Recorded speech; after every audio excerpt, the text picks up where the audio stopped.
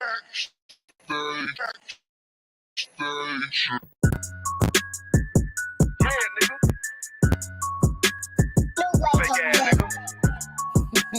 ain't no Israelite, but you a gospelite, bitch. What you talking about? If that nigga on war, bitch, we ready. It ain't hard to find us. How can I keep that stick locked? Loaded boy, he'll fade you line up. Young nigga named is Slayer. What you think? Well, you be done to try. Psycho shit, we bought it. U.P.K, you solid. Little bitch think I'm crazy. Think I'm playing like bitch, I ain't the one. Warfare every day, so who is you, bitch? I don't need your love. Killers right round the way. What you think? I love this brotherhood. Hood. More than you, bitch. Chop on shit, I'm about it.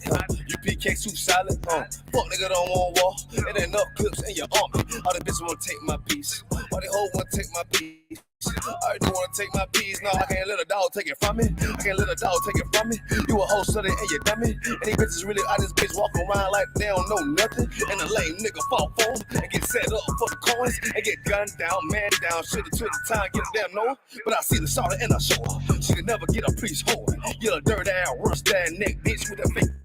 Touring in Tennessee while I'm touring. It's a Tennessee, but she luring. And a sucker duck bitch ass boy, fuck nigga over that bit muggin'. I say, if that nigga on wall, bitch, we ready. It ain't hard to find us. How can I keep that stick locked? Loaded, boy, he'll fade you line up. Young nigga named is Slayer. What you think? What you be done to try? Psycho shit, we bought it.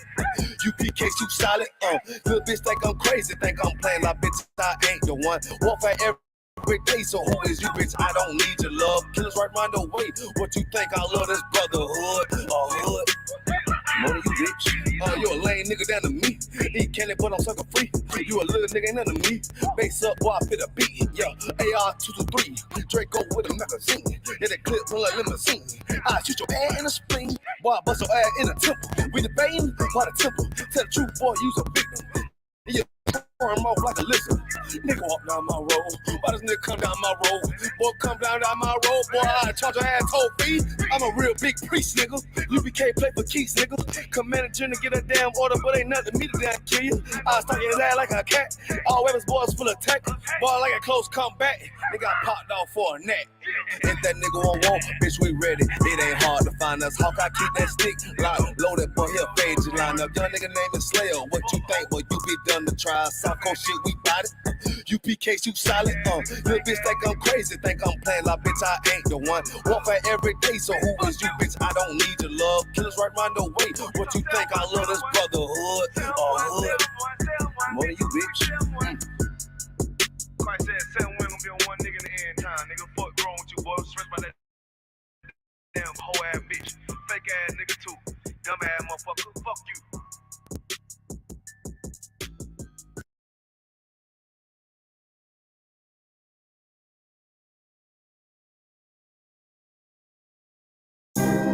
Oh, CJ, this it right here. Oh shit, I'm feeling it. Shit. Oh, God, man. Every time nigga feeling good, every time nigga feeling good, they wanna do this shit. I'm finna pull out. Fuck. State trooper can't hold me. They see the shield, they gon' try to death row me. What's the think? Charbonneau drink and shit, I am too, bottle size of a tank. So I'ma have to be wise about it. Cause I'm about to shot, just shema about it. Cause I'ma push the gas while I'm on dash. It's back road, shorty, that's my bitch, my favorite stash. I'm about my cash, I'm a nigga with greed. I ain't trying to get checked by the men above me. U.P.K, I ain't trying to get arrested on the scene. Fuck you mean, yeah, I'm clean, yeah, I'm coming correct, bitch. I'ma kill, Grey Goose, swallow. I sip. I'm off the hill, case these crackers wanna trip. I ain't trying to scare none of you little niggas trying to pretend and blend, but fuck friends, but we straight up about that murder. But we straight up about that murder. About that murder. Yeah, nigga, about that murder. Bitch. Murder. Stop cooking about that murder. Murder. And so we about that Fakers wanna play dress up, they wanna be U.P.K. Stunting like my daddy, gotta be like Pops one day. Imitating our image just to get some foreplay. We can see the bitch even without using an x-ray. I'm a murderer, slay my demons, rock this up. Kill in Vegas, just like the lake pop. Niggas stop, I don't smoke, I'm the normal nigga, pills I don't pop. They think they can stop me and then they find our name is a cop. Nigga, it's late. I'm trying to get lit. They trapping in the private cause we running this bitch. Born in 96, the era where a real nigga came to the split. I really live what I'm about cause I'm not industry rig. Wearing the fuck on the plate, give me the fucking knife. I'm ready to take on the high stakes. Me and my niggas hitting the ground. I know you be feeling the earthquake. For all you rednecks that wanna drop me, I got thugged up for my nationwide posse feeling. As I ride with my set cracker, bitch, why they talking shit? I put them ARs in text on you. Plus you're talking indirect, buster. I heard it through the grapevine and your bitch giving neck crocker. I leave you in the dirt cone, you little sweet ass bitch. I'm with all disrespect too.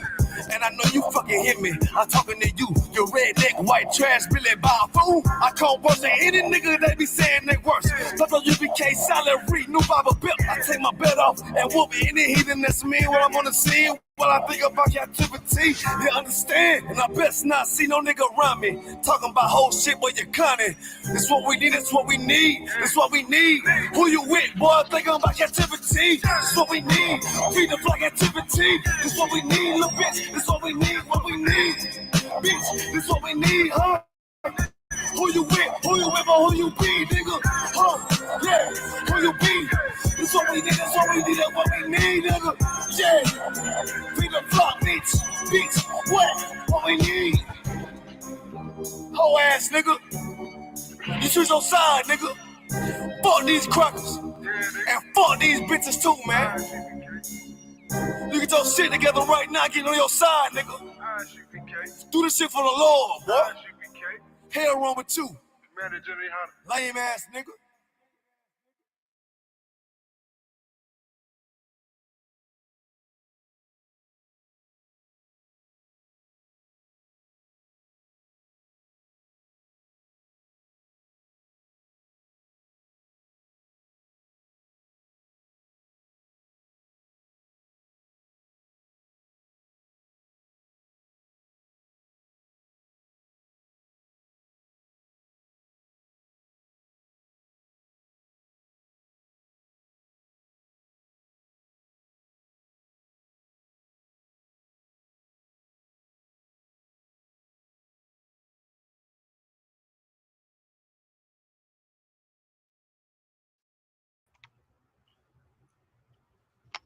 Hey, shalom, y'all. Bashman, Shabbat. Hey, Shalom, Lord Christ, what's the word? Not much, bro. Can you hear me? Is it sounding Tawab and everything? God, what about me? I know I'm kind of far away from the mic, but No, it actually sounds excellent. We good to go? We good to go, bro. Great to go. Yeah. Chain Breakers Podcast. Good, bro. I said I'm all about the murder. The murder. Word. Shout out to S-O-double. Shout out to Kazamar. Shout out to South Carolina. You know what I'm saying? It's an excellent joint right there, man. Appreciate them brothers, you know what I mean? Giving us that heat. You know what I'm saying? I'm trying to get YAHANNA to you know what I'm saying, to tap into, you know what I'm saying, his abilities, but you know, I ain't gonna go too in and talk about all of that. You already know the vibes. Yo, I made a goddamn old school song last night, nigga. I recorded it. I voice memoed the shit.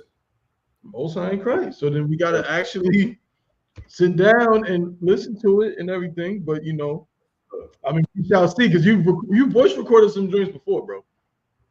I know, right? But yeah, I don't know. I might got it, you know. You think you could kind of move your camera over just a little bit? Well, I mean, I could just leave it. Oh, there you go. Most ain't crazy. There we go. Now just so I can, like, you know, move the camera around at different points and shit like that. You know what I'm saying? But what's good, everybody, man? We back up in this piece, man. Chain Breakers Podcast, brought to you by the I.S.U.P.K, the Israelite School of Universal Practical Knowledge, started out of 1 West 125th Street, Harlem, New York, under Commanding General YAHANNA. You know what I'm saying? Teaching the truth according to the Bible since 1969. The so-called Black, so-called Hispanic, so-called Native American Indians are the true Jews, the true Israelites of the Bible. And we are on the Chain Breakers Podcast, which is one of many shows, podcasts, radio shows, and so on that we have in the I.S.U.P.K. This particular podcast is broadcasted from North Carolina and Oklahoma City. And what we do is try to break the chains of oppression off the minds of our people. The physical chains were taken off some 200 years ago or so. And now we think we're free in this place. We think that, we all good, man. We living in a post-racial society, but obviously every day some new story or several stories come out that show us that could not be further from the truth. We are still in hell. We are still in captivity. But those chains of oppression on our minds can be broken off. You know what I'm saying? All we got to do is, come back to these scriptures, come back to these laws. So we're going to expose all of that using different stories, different things, whatever. And we're going to talk about other stuff too, bro. Like, we like to talk about different things on the show, get it in, you know what I'm saying? So, man, shout out to everybody that's tuning in right now. We see y'all up in the spot. Shout out to Officer Calls to Par. Shout out to young man David. Shout out to the sister Nizam. You know what I'm saying? Yo. Officer Was Rib. Shout out to sister Chelsea. Shout out to young man Shep in the building. What's good, bro? You know what I'm saying? Shalom, Yahweh Shem, Yahweh Shem, Thumb told the brothers, Yahweh Shem, Thumb Bashem. Yahweh Shem, Thumb Bashem, Yahweh Shem, sisters Lakia. Tripping my words. But we got some stuff to talk about today. But y'all, before we get into it, you know what I'm saying? What's going on, bro? You know what I'm saying? I know you've been doing a lot of traveling lately. I know you know what I'm saying? You finally, back, you know what I mean? Back home and everything. So how's everything? Everything is everything, man. Hey, I got some new ideas coming out though, man, with the javelin though. Okay. Like, you know how like in the school we got written accommodation? Like I got inspired by, I don't know if you've seen last night's class, but at the end of the class, you know how the three brothers got raised up to troopers? No, I did not see that, but okay, three brothers got raised up to troopers. Yeah, so three brothers got raised up, and two of the brothers was father and son. And one of the brothers, the son is he's handicapped. You understand? Like he how can I put it? Like his father got to take care of him. He a grown man, but his father got to take care of him for the rest of his life. And his father been taking care of him. And not only has he taken care of him, he brought his son into the truth with him.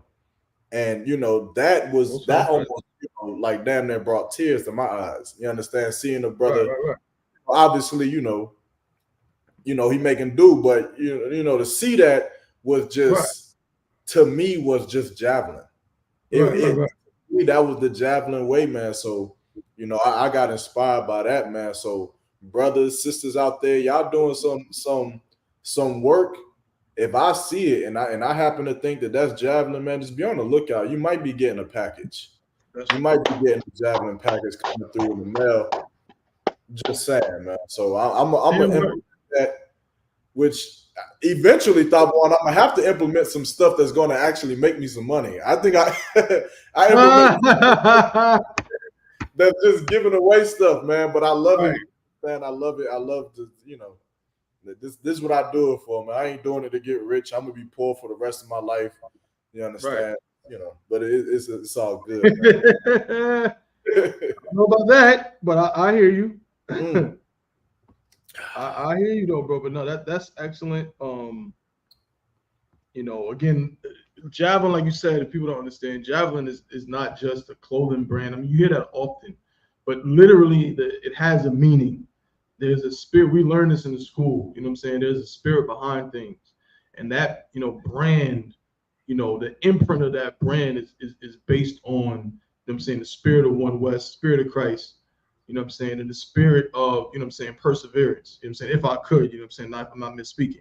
You know what I mean? But javelin, this brother right here, you know what I'm saying? This is my, as we say, my two in this truth in the I.S.U.P.K. And that's what he represents. You know what I'm saying? Perseverance, you know what I'm saying? Fighting through and getting it done. So javelin brand definitely represents that. So any situation where you see that happening, a brother, a sister, persevering, fighting through, you know what I'm saying, adversity, man, that's javelin right there. You know what I mean? So most of the for that. So we're gonna get right into it again, of course.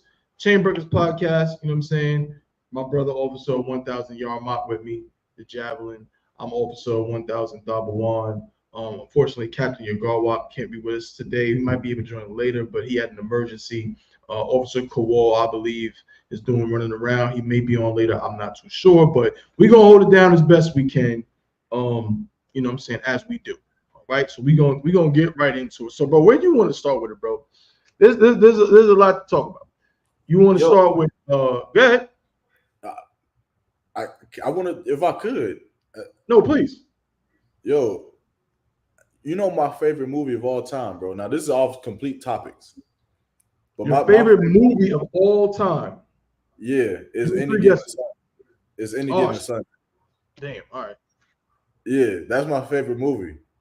Mm-hmm. But bro, I just watched Get Rich or Die Trying again last night. Yeah. Mm-hmm. Nigga, 50 Cent is he's a genius, bro. I feel like 50 Cent is like I don't know, bro. That movie was really good for me. It was a good movie to me, bro. Now go ahead, you giving me the eye, which is crazy, being a nigga from Queens to be hating on your God. That's crazy. My what? You hating on your Queen's God, bro, but it was, bro, it's a great movie. I gotta say, that movie is now in my top 5 greatest movies of all time. I'm sorry. It gotta be. It's up there with Belly. It's up there. Now, Any Given Sunday, I imagine nobody would even respect that, but it's for my own personal. I love football, and it's just, I feel like one of the greatest football movies ever. But Get Rich or Die, what is it? Is it called Get Rich or Die Trying? Yeah, Get Rich or Die Trying. That's top 5 for me, bro. I gotta throw it up there. Oof. And it ain't 5. I mean, hey, look, everybody is entitled to their own opinions of films. But Officer Thabawan, I'm a little bit of a snob when it comes to movies. Get Rich or Die Trying is probably not in my top 200 movies. God damn. I love Belly. Belly's probably not in my top 50 movies of all time. Oh, you're bugging. I love Paid in Full. Love it. Don't do it. Don't do it. Paid in Full is not in my top 35 movies of all time. Again, when it comes to movies, I'm just gonna be honest. Like, I kind of think like a white man. Like, I'm I'm a snob. So I'm not gonna put Paid in Full, Belly, Get Rich or Die Trying. I'm not gonna put that in the same conversation with movies like The Godfather. I'm not gonna put that in the same conversation with movies. You like Avengers shit? Huh? Do you like the Avengers and shit? No, the Avengers sucks. I watch it for entertainment, but the same thing. I'm not gonna put those in the same conversation with all-time classic films like On the Waterfront. Streetcar Paid in Full isn't an all-time classic? No. Yes, it is. It's an all-time classic. I'm gonna say it. Nigga movie. It's an all-time classic for niggas. Like, yeah, that's bro. Yes, I can. Yes, it is that. It is an all-time classic. I'm confused. I need this breakdown. It's not an all-time classic film. Again, it's not. Who cares, bro? Who cares if The Wiz came before The Wizard of Oz? I mean, if The Wizard of Oz came before The Wiz. The Wiz is better. We ain't gonna do that. It's a nigga. The Wiz is better than The Wizard of Oz, nigga. What are you talking about? Bro, that's not even arguable. Bro, what? Whoa, what? Man. Come on, bro. The Wiz came out. Nigga said, you can't win.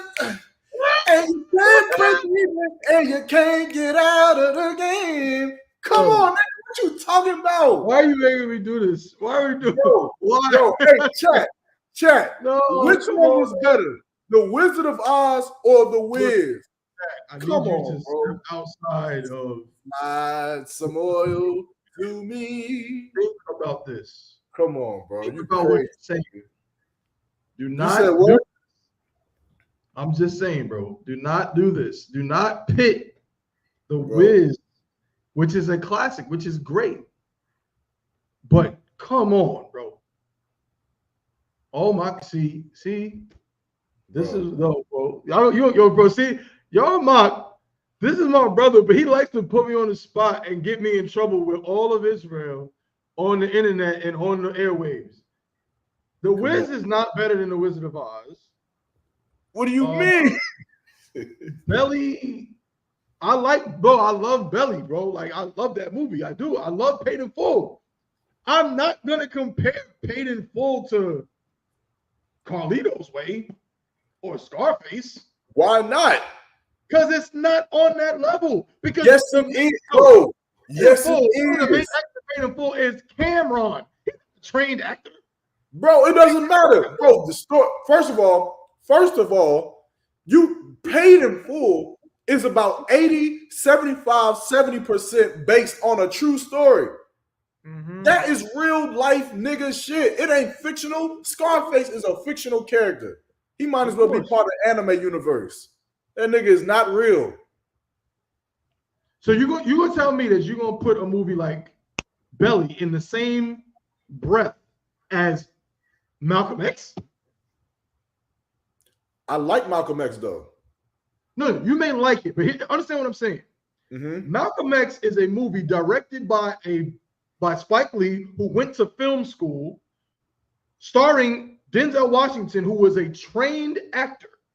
Everybody in that movie is a trained actor. And you're going to compare that to a movie starring DMX and Nas? Two rappers? Yeah, bro, I don't give a fuck. Bro, I don't care about who trained and who not trained. That doesn't make a movie great. That does not make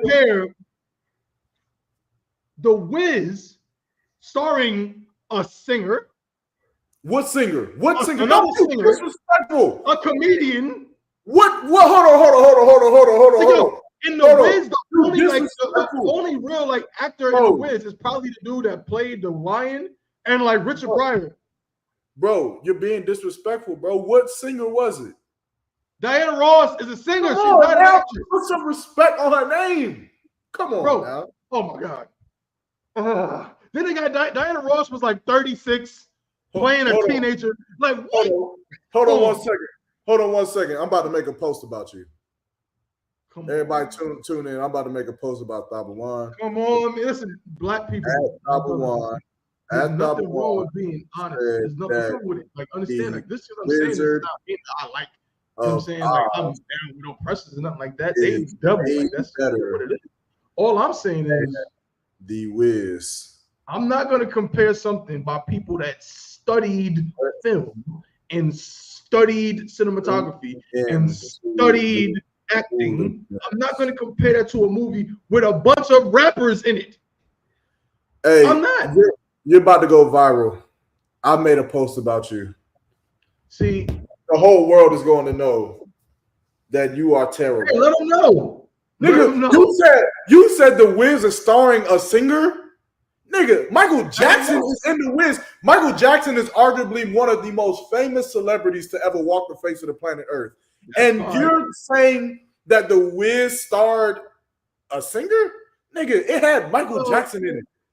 Well, to be fair, I mean, The Wizard of Oz also technically stars a singer. Judy Garland was a... Who is that? Nobody cares about her, whoever that is. Judy Garland played Dorothy in The Wizard of Oz. Jesus Christ.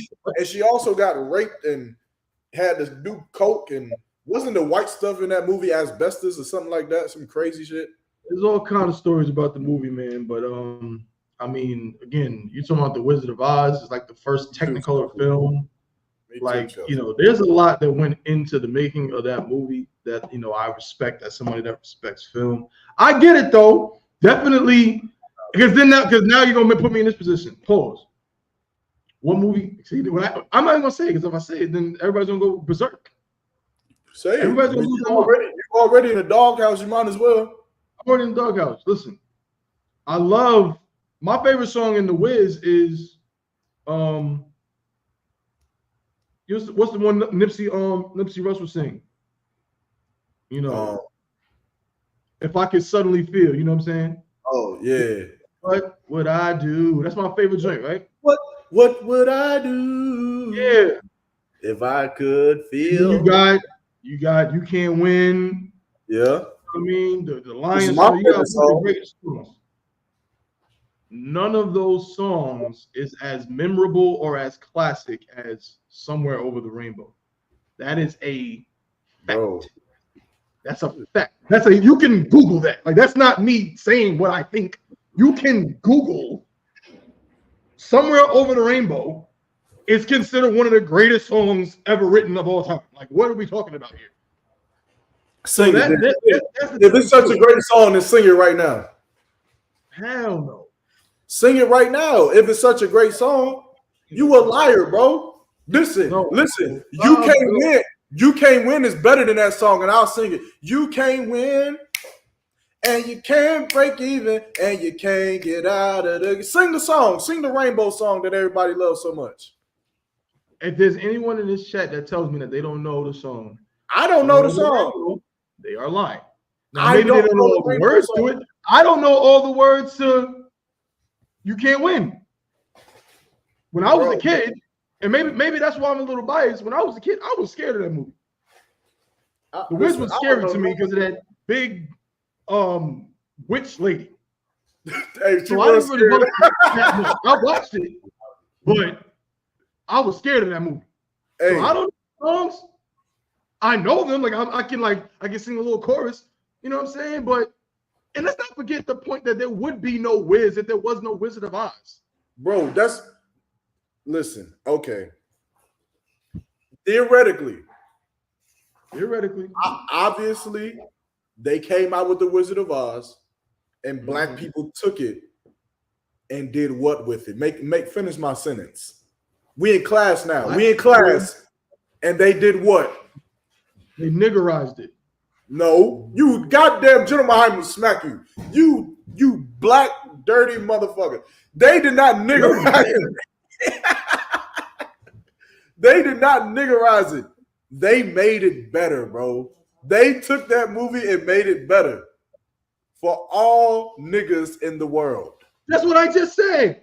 No, you said they niggerized it. Like they made it for black people. Bro, they made it better. You take Diana Ross and Michael Jackson and Nipsey Russell, and I forgot the dude that plays the lion, and Richard Pryor, and you put them in a black-sized version of an already classic movie, then of course, you know what I'm saying? It's going to be a hit. I love The Wiz. Don't get me wrong, bro. I do. But I just feel like we just have to, sometimes got to be a little honest. You know what I'm saying? Like, I feel like The Wiz is good, probably great. It's just not that great. It's not like all-time life achievement great like The Wizard of Oz. But this is my opinion. Where's I-Rock? I think I-Rock did he actually did the play in college at North Carolina Central. He did The Wiz. I think he was one of the creatures. I couldn't believe it. Who was Tim Man? I think he was one of the creatures or something that like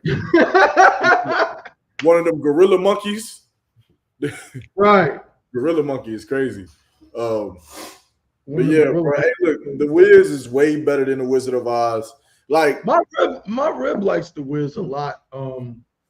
She likes, now check this out. You want to know black people? My rib prefers the Diana Ross version of a Home that she sings in the movie. Right? I thought you were about to say she put honey mustard on baked chicken. She does that too, but no, she likes the version that Diana Ross does of the song Home in the movie. But I don't care what no one says. The best version of that song is the Stephanie Mills version. The Stephanie Mills version of the song is way better than the Diana Ross version of the song. Furthermore, they should have kept Stephanie Mills because Stephanie Mills is like 4'9" and she looked like a teenager. I think she still was a teenager. Diana Ross was like 40. Why would you get a 40-year-old woman to play a teenager? That's a problem. That's bad. I like Diana Ross, but that doesn't look right. Dorothy's supposed to be like 17 years old. Bro. Come on. So, I mean, look, just because it's black. I mean, Tyler Perry movies are black. We're going to say those are good too. I didn't, nigga, but come on, Thought One. Let's not be disingenuous. I didn't say because it was black, it was better. I said The Wiz is better than The Wizard of Oz. That's it. I feel like you're hold on, bro. You specifically said that they took the Wiz of Oz, whatever, the Wizard of Oz, and they niggerized it. I said no, they didn't niggerize it. They made it better. I'm just saying that it's better. Fair enough. Y'all can add the ad libs as long as it agrees with what I'm saying. Now that I'm gonna go viral. Thank you, brother, for doing that. No sweat, but we shall see. I would actually see. I would love to find if there's anyone who agrees with my opinion. That with I want now speaking being disingenuous. We can move on, but I wonder how many people, probably black people, actually believe that the Wizard of Oz is better, but won't say it. They just won't. I imagine some of them just won't say it because hold on. So are you telling me? Yeah. That right? You was chilling with your rib. Yeah. You got a bottle of Evan Williams, God forsake thee, and you can only choose between two movies. Yeah. The Wiz. Yeah. And the Wizard of Oz. Mm-hmm. You're choosing the Wizard of Oz? Not necessarily. What do you mean not necessarily? Not in no world. In no world would any nigga choose the Wiz, the Wizard of Oz, over the Wiz. If you ask me if I would rather watch, again, a classic piece of cinema like Citizen Kane or what? Again, maybe even The Godfather, which is one of my favorite movies, right? You asked me if I want to watch that versus Friday. I'd rather watch Friday because it's funny, because it's entertaining, but it's not better than The Godfather. Well, see, that's a harder comparison. Friday is a comedy, right? How you gonna compare comedy to a serious drug dealing mafia movie, right? So you couldn't compare them. Because again, I feel like the implication is that because something is more entertaining, it's better. Not all the way. See, there's many aspects of this, but there are certain comparisons you just can't make. Like I can't compare Belly and Friday Night Lights. I may love Friday Night Lights as a movie, but to say it can compare to Friday Night Lights better than Friday Night Lights. Would you compare Friday Night Lights to say Remember the Titans? Yes, of course. Which is better? Remember the Titans. Okay, so then I mean that's a little bit different, but you see, like two things can be in the same realm, but someone could argue that Friday Night Lights is more entertaining. You could make that argument, but there's other factors involved. You look at Remember the Titans, you look at the directing, you look at the acting, you look at things like that. Well, I don't look at things like that, bro. See, I think that's where we defer. I don't care who directed nothing at all. I don't care. I don't even care if Tyler Perry directed it. If the movie is good, the movie is good. Period. Damn. So you don't care. So you can have the movie can have horrible dialogue, all of that. That's fine. Bro, I'm trying to think of a movie where the acting was absolutely terrible, but the movie was great. What movie is that? Oof. Yeah, you're gonna have to tell me about that one. Hey, type that in the chat. What movie was terrible acting, but it was great? Was an all-time great movie. I can't think about it right now. You know what? Nah, I ain't gonna say this. I like Before I Self-Destruct. I like that movie. Ooh. I know, bro. Ooh. Acting is terrible. Now, I'm not putting it top 10, top 20, top 50. I'm not doing that. All I'm saying is that's a terrible acting movie that I can sit down and watch and enjoy. Man. Terrible acting. Oh, see, that's an insult to me, bro. Because we'll take it to TV shows, right? All right. Do you think that it's fair to compare? Now, these two shows, I feel like you can compare them. They're like comparable subjects. Okay. You would compare Power to The Wire? Almost. Now, obviously, I'm giving it to The Wire. Pause. Right now. But Power has the opportunity, depending on what plays they make, to be bigger than The Wire. They do. They got different freaking universes, for God's sake. You got different universes. You got offshoots of Power. You got Kanan. You got Tommy. You got Tariq. Most of them shows suck. Most of them shows suck. Bro. To be honest, Power sucks, but it probably sucks a little bit less than the Tommy show and Ghost or whatever. All that stuff. It don't suck. I get what you say. It don't Raising suck, Kanan and all that nonsense. bro. It don't suck. But like I said, the Wire was just so. It's so genius because it's real, which is why Wire is genius. Wire is genius. Yes, that's what I'm saying. Wire is genius for sure. I'm listening, bro. I'm listening, bro. So grab a cup. I'm listening. Yeah. Look at me at your icon. That's who you should listen to right there. But the Wire, the Wire is so genius because it's so real, which is why back to even the Paid in Full, you crapping on the Paid in Full, but the Paid in Full was based off a real story. Like they turned something that happened into a street into something that should have been blockbuster. Paid in Full should have been a blockbuster film. It should have damn near won nominations and shit like that. It's a great movie, bro. Come on, dog. Come on, bro. Yo, the way Cameron paid. Hold on, Thought One. Hold on. Because you a lying bastard. Hey, I want y'all to know, man. We busting each other's chops, pause, but this is my nigga, bro. This is how we talk. But nonetheless, you lying bastard. Cameron played Alpo so well that he got shot up. His Lamborghini got shot up in real life. In real life, them niggas shot this Lamborghini up in DC. You telling me that doesn't deserve a? I ain't gonna say an Oscar. No, I would say that he played a great character. He did a great justice to the character. I think that Paid in Full is one of the better written, better directed hood movies. I do. However, I still gotta be objective. Gotta be objective. I'm not gonna compare again the writing in Paid in Full to the writing that Mario Puzo, who is an established author, put into The Godfather, or that put into Casino. I'm not gonna compare Paid in Full to Casino or Goodfellas. And it's not because they're oppressors. It's because it's better written. The dialogue is better written. The direction is better. The cinematography is better.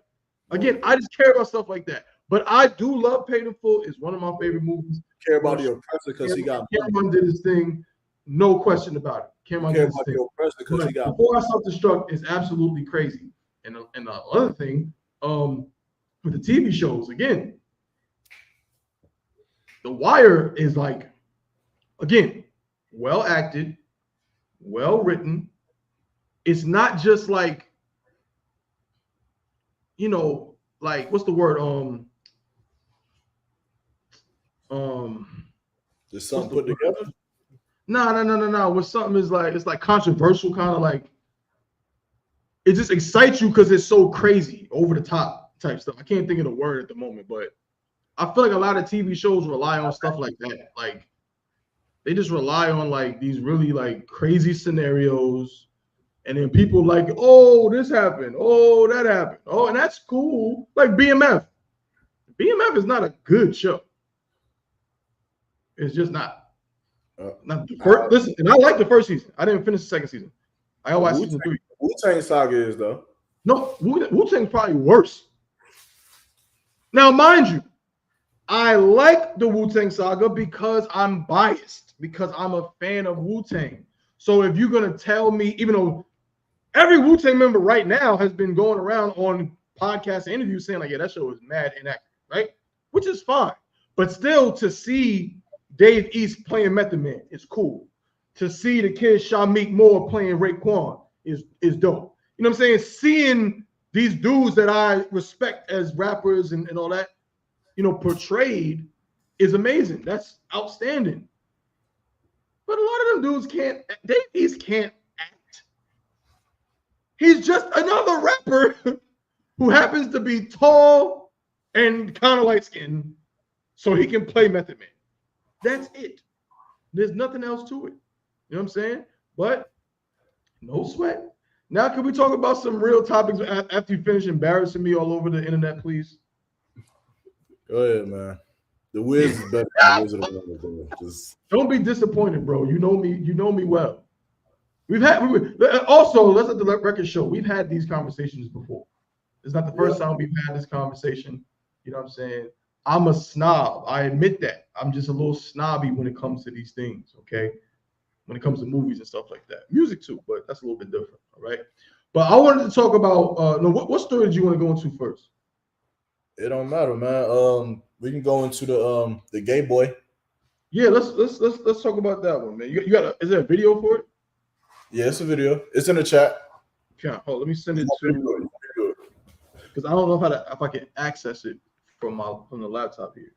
I probably have to email it to myself, but that's not a problem. No, I can do it.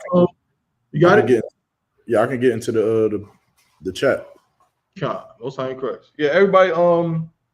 Make sure you like, share, and subscribe, man. You know what I'm saying? Share the train, man. And again, why? If y'all think that the Wiz is better than the Wizard of Oz, right? In the chat, say why. Don't just say the Wiz is better. Tell me why it's better, and you better not just say, "Oh, because it's." How you gonna tell them what they better not say? That is crazy. Because, bro, like again, or at least admit the bias. Like if you say, "Listen, I don't know if the Wizard of Oz, I don't know. I just know that I prefer the one with all the black people and the black songs." That's fine. I can respect that. Like I can't really argue with that. Like I said, and this may be confusing to some people, but for me, sometimes I can separate it. So I might even be like, yo, I definitely like the Wiz better, but I recognize it's not technically better. I can do that too. So that probably is the situation with this. But on this screen, what is this that I'm looking at? This is Shaquille O'Neal's oldest son. That's foul, bro. That is not Shaquille O'Neal's oldest son. I'll play. It's not. I don't know who this guy is, but first of all, wait a minute. What, Shaquille O'Neal? I meant Magic Johnson. Magic Johnson, right? I'm about to say because Shaquille O'Neal's son is a hooper.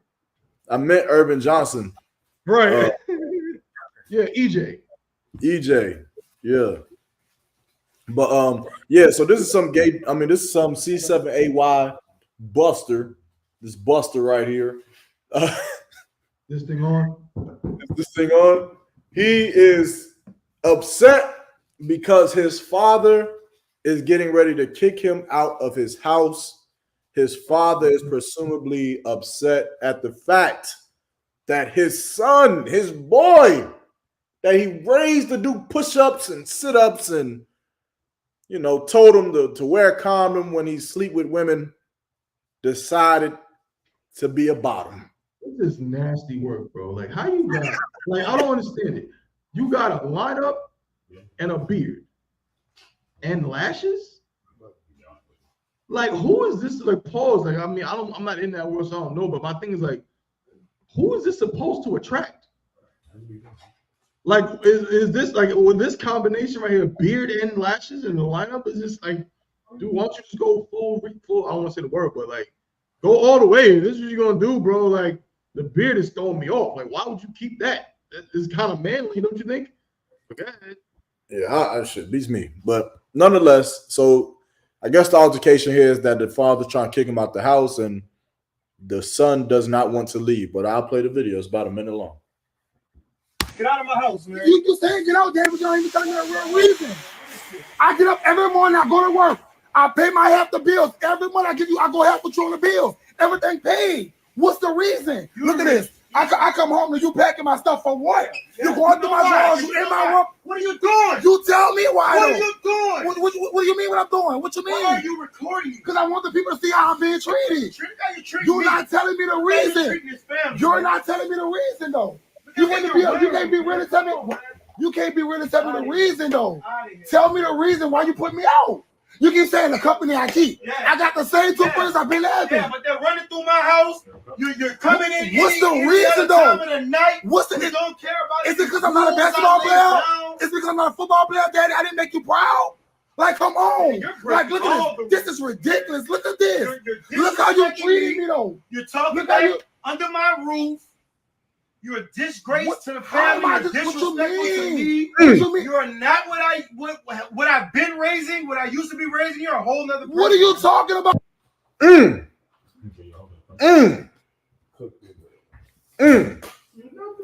Hey, can I be the first to say Shout out to that father. Shout out to that father. That father deserves a javelin package. Pause. He deserves a shipment of a t-shirt or something. That is something that is hard to do, being a parent. It's from what this father is doing, at least from what this video shows, that is something that is very, very hard to do because of oppression. Because of this facade and this stereotypical black fathers aren't in the household. Black men ain't this. Black men ain't that. Because we are stereotyped as being terrible parents, non-existing fathers, you'll find that a lot of fathers will do what? They'll yield to what their children want because they don't want to be harsh on their child, because they don't want to be looked at as a bad father. They don't want to be disciplinary for their child because they don't want to be looked at as worse than what the world already portrays them as. This father doesn't give a damn about none of that. You bring that nasty, wicked, disgusting. He said it himself. He said, you are a disgrace to this family, which you are. Like, I don't know how many times we hear that we have to live by the choices and decisions that we make. But when it comes to the LGBT community, they feel like they don't have to live with the choices and the decisions they made. Listen, in this day, this son right here, whatever this dude's name is, he gonna have to live with that, Tabawan. That's right. That father is not having that. He kicking that boy out the house, as every man should. Listen, if you love your son and your son is an LGBTQ member, you better kick him out your house. That's right. You better do it if you love him. If you hate him, then you'll open the door for him, allow him to be a bottom upstairs in your bedroom. You allow AIDS to run rampant in your household. He'll drink off some cup. His gay lover will drink off some cup. You'll get AIDS. You'll give it to your wife, and then that'll be the end of your family. But if you love your son, you better kick that nigga out your house. You better get him the hell out like this father did. Hey, I applaud him. That was strong. That was strong to do. And you understand, more brothers gonna have to be like that. Apostle Paul said, damn, as a father having to deal with that freaking nature, Saucy Santana looking like mother effer. He do like Saucy Santana, yeah. And you know what's sad, Tabawan? Here's the only thing that I feel like the father may have messed up on.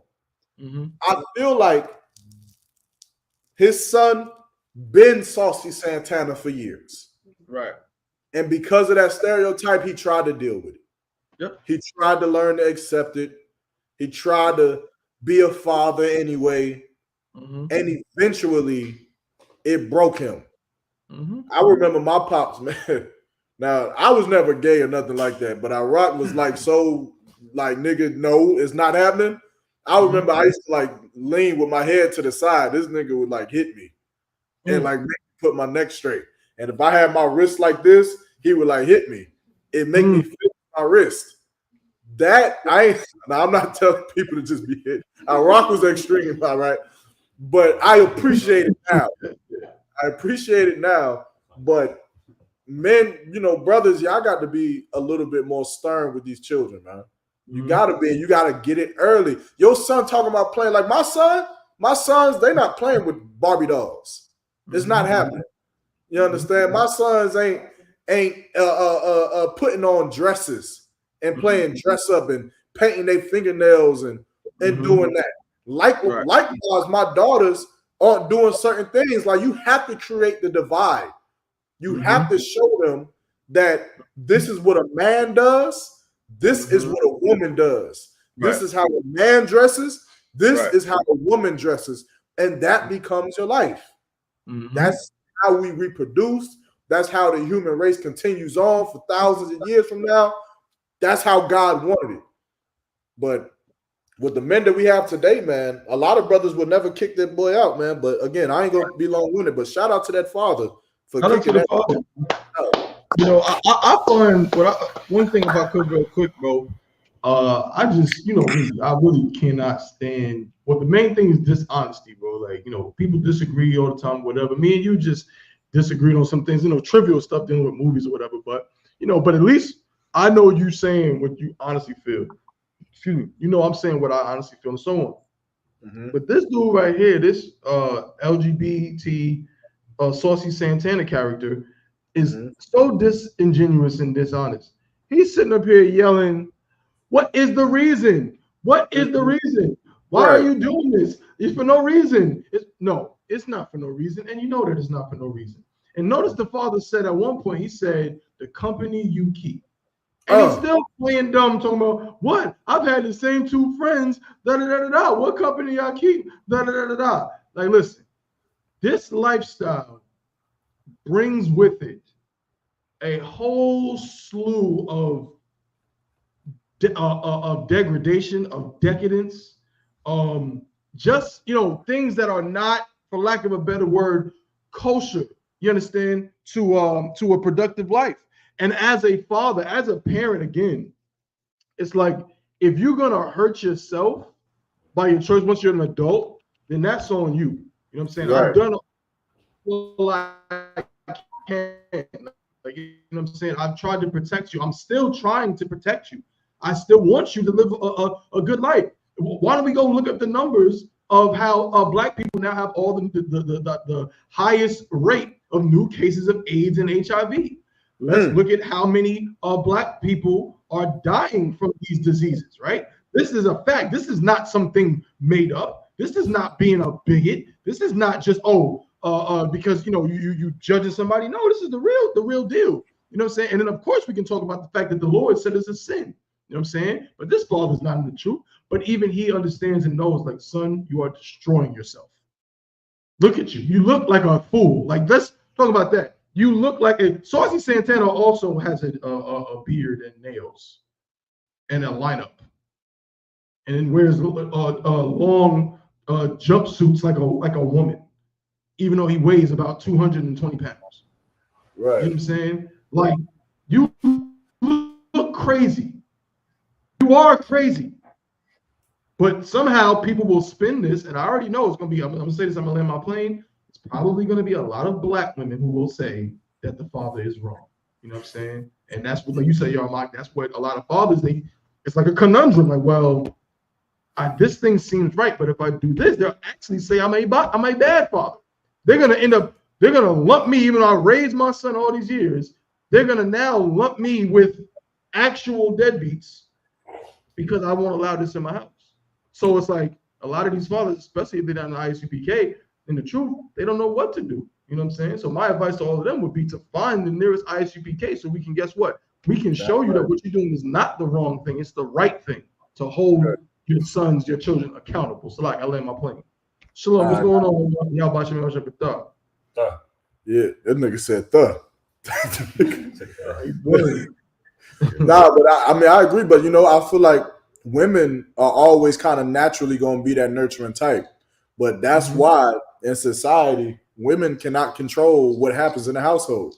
Like, that fixes a lot of problems. Like, a woman is going to be the one who, you know, goes outside and, you know, hands the boy a packed lunch after the father kicks him out and says, boy, be safe. You understand? Because she loves him, right? And she wants to be the nurturer. That's just her position. That's her role. And there's not necessarily anything wrong with that. But a man, you're going to have to be strong, man. You got to be strong for that woman. You got to be strong for that son. You got to be strong for that house. And your woman ain't going to like it, but she going to have to follow you. You understand? Right. Your family.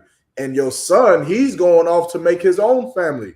Now, unfortunately, he's making his family with wickedness and the devil. But, you know, that's his decision, man. But, you know, I got one more thing, too. But, Hawan, you had anything you want to say? I'm going to say, honestly, you know how half brother he is. You said what? You know how my half brother is. He's homosexual. I didn't know that. You got to speak up. Basically, like I can say, you at camp.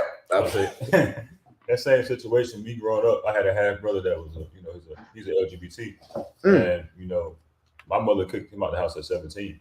So you know, I can say growing up with that lifestyle around you, yeah, as a father now, in an older age, I say it's best to kick that kid out because, you know, if we, you know, we teach you the truth, we can't be attached to something like that. You feel me? Just like the Hagar in a situation. If you, to be honest with you. Yeah, and not only just to kick the child out, but like the other thing is this too. And here's where a lot of you parents out there, because what you don't want to become is hypocrites. And when you are living the type of life where you don't have morals, where you don't have foundation or anything to stand on, what you're going to do is you'll teach your children a terrible lesson. You'll teach them mommy and daddy smoke weed, even though the Bible says not to. Mommy and daddy use drugs. Mommy and daddy sells drugs. Mommy and daddy fight each other, even though the Bible says that this is immoral and unjust. And so now when your son is LGBT or your daughter, and now you find something that you think is unjust or you think is wrong, it'll be hypocritical for you to try to discipline something when they found themselves in you. They see themselves in you because of how you acted, because of how you behaved, because of the things you did, because you're a drug dealer. So now how is a drug dealer going to judge a homosexual? How is a homosexual going to judge a drug dealer? Both of you do things that you want to do against God, but because you feel like one is more disgusting than the other, or because one you feel like is more destructive than the other, that's how you pick and choose which one you want to discipline and which life you want to live and which life you don't live. If that's you, then you can't tell your son to not be gay. You have to deal with it. You know why? Because your son had to deal with you being a drunk your whole life. Your son had to deal with you being a drug addict your whole life. He had to deal with it. He had to deal with the nights of not thinking his father was going to come home because you were reckless, because you was a drug dealer, because you was a gang member, because you were getting shot, because you was in and out of prison because of the decisions you made. He had to deal with that. And now you're going to have to deal with him. Listen, if you want to fix these problems, like Tabawan said, you have to be in the truth. That's the only way you fix it. That's the only way you can look your son in the eye and tell him to get the hell out my house, because I didn't raise that. I didn't show you that. I showed you numerous nights when I lost my jobs, when we didn't have food on the table, when we didn't have a roof over our head, and I didn't resort back to drugs. I didn't resort back to wickedness. I didn't do what made me comfortable. I did what the Lord said would make me strong. And you think because of whatever trauma you went through, because of whatever lust that you have, that you can resort to wickedness because it comforts you? I never showed you that. And so now you have to get out of my house. That's what you have to be. You have to be that for your children. But you cannot inspire your children to be something you're not. And that is the black community. That is us. How many black men raise children and say, I want my children to be better than me? You got to be better than me, son. While they smoking a blunt, while they doing a line of coke, while they shooting heroin in their veins. And they look at their children and say, you got to be better than. They're going to be just like you. They're going to be just like you, if not worse, because that's what you're giving them. But black men, you have to give them something different. You're going to have to give them something better. You're going to have to tell that woman, shut her mouth. We ain't allowing that homosexuality in this house. We ain't allowing them drugs in this house. We ain't allowing that Christmas, that Halloween, that Thanksgiving in this house. We ain't allowing none of that. Yeah, right. The only thing in this house is righteousness, man. The Lord. That's what's in this house. And if you run your house that way, brother, then this will never happen, because that tie-dye shirt would never walk in that house. It would never happen. Damn right. You understand? I yield. Damn right. Well said, bro. Which segues both obviously our mock one excellent points. That leads right into this next thing, because you mentioned something heavy about accountability on the father's part, about not being a hypocrite and so on, right? And we live in a society, we mentioned it, where this being pushed of what a good father is, the perception of a good father. And you mentioned, your pops, Yarmouth, which we know is, Officer 5000 Iraq, right? Now, of course, like we said, he wasn't in the troop at the time, but there was, he was stern in his way, and there were things that he instilled. He was not accepting any less. They would look at that now as bad parenting. As nowadays on the internet, they got so many different ways, so many different things. They would look at that as bad parenting. Like, that's wrong. You're supposed to love your kids no matter what. You're supposed to be, soft and all of this. Well, let's give you. I want to show the people an example, man, of what that kind of parenting, that kind of soft, that kind of leeway, and and just the how the mentality of the father can extend to the children. All right, so bear with me just a second, right? We're gonna watch a little clip real quick. All right, let's watch the clip. Marty, y'all, you want to hop in here too? You can, huh? You should be how I want. So show us the nails. Don't get a close up of my nails. No. Listen, I've been on the road. I'm gonna do like this. But we see a pop of color. Yeah. What was the impetus for it? Expression. Expression. Yeah, expression. I'm creative. I'm expressive. There's so many ways to do that. Your nails look better than mine. Don't do that. Don't do that. They do. Don't do that. So when are we getting the new manicure? I'm working on. I'm thinking about I'm actually thinking about jumping into the nail line. Like, oh, really? World. I've been thinking about it. Yeah, I've been thinking about it. Like, I've been in it so long, and I'm like, you know what? It could be a good time, but I got some cool ideas that I'm exploring. So this is breaking news. Actually, I didn't tell you guys. I've been having some conversations on my own about exploring. I got a couple of ideas, and one of my ideas is one of my favorite things to do when it comes to this is actually sitting down with my daughter and getting my nails painted and painting hers. That's the time. That's the time that we get to connect. Right. Me doing something that she loves and also that I love. I give her medis and petties as well. He really exploring. What's that? He exploring that bottom lifestyle. He exploring that. He gonna have sex with a man. That's what he's exploring. Hey, we need Juice for this. Juice can sit up there like, you gonna fuck a man, ain't you? Yeah. I know you gonna do it. He's gonna do it. Dwayne Wade is going to have sex with a man. It's gonna happen. If it hasn't already, I'm probably sure it has. I gotta look, bro. We just in the discussion that we just talked about, right? You mentioned it. You said that as a parent, it is important to define things for your children, to show the differences, to show your daughter this is what little girls do, boys do. Now look at D Wade. That is D Wade's gigantic pose. Miami Heat Finals MVP, South Side of Chicago, Marquette University hands, and his daughter's hands.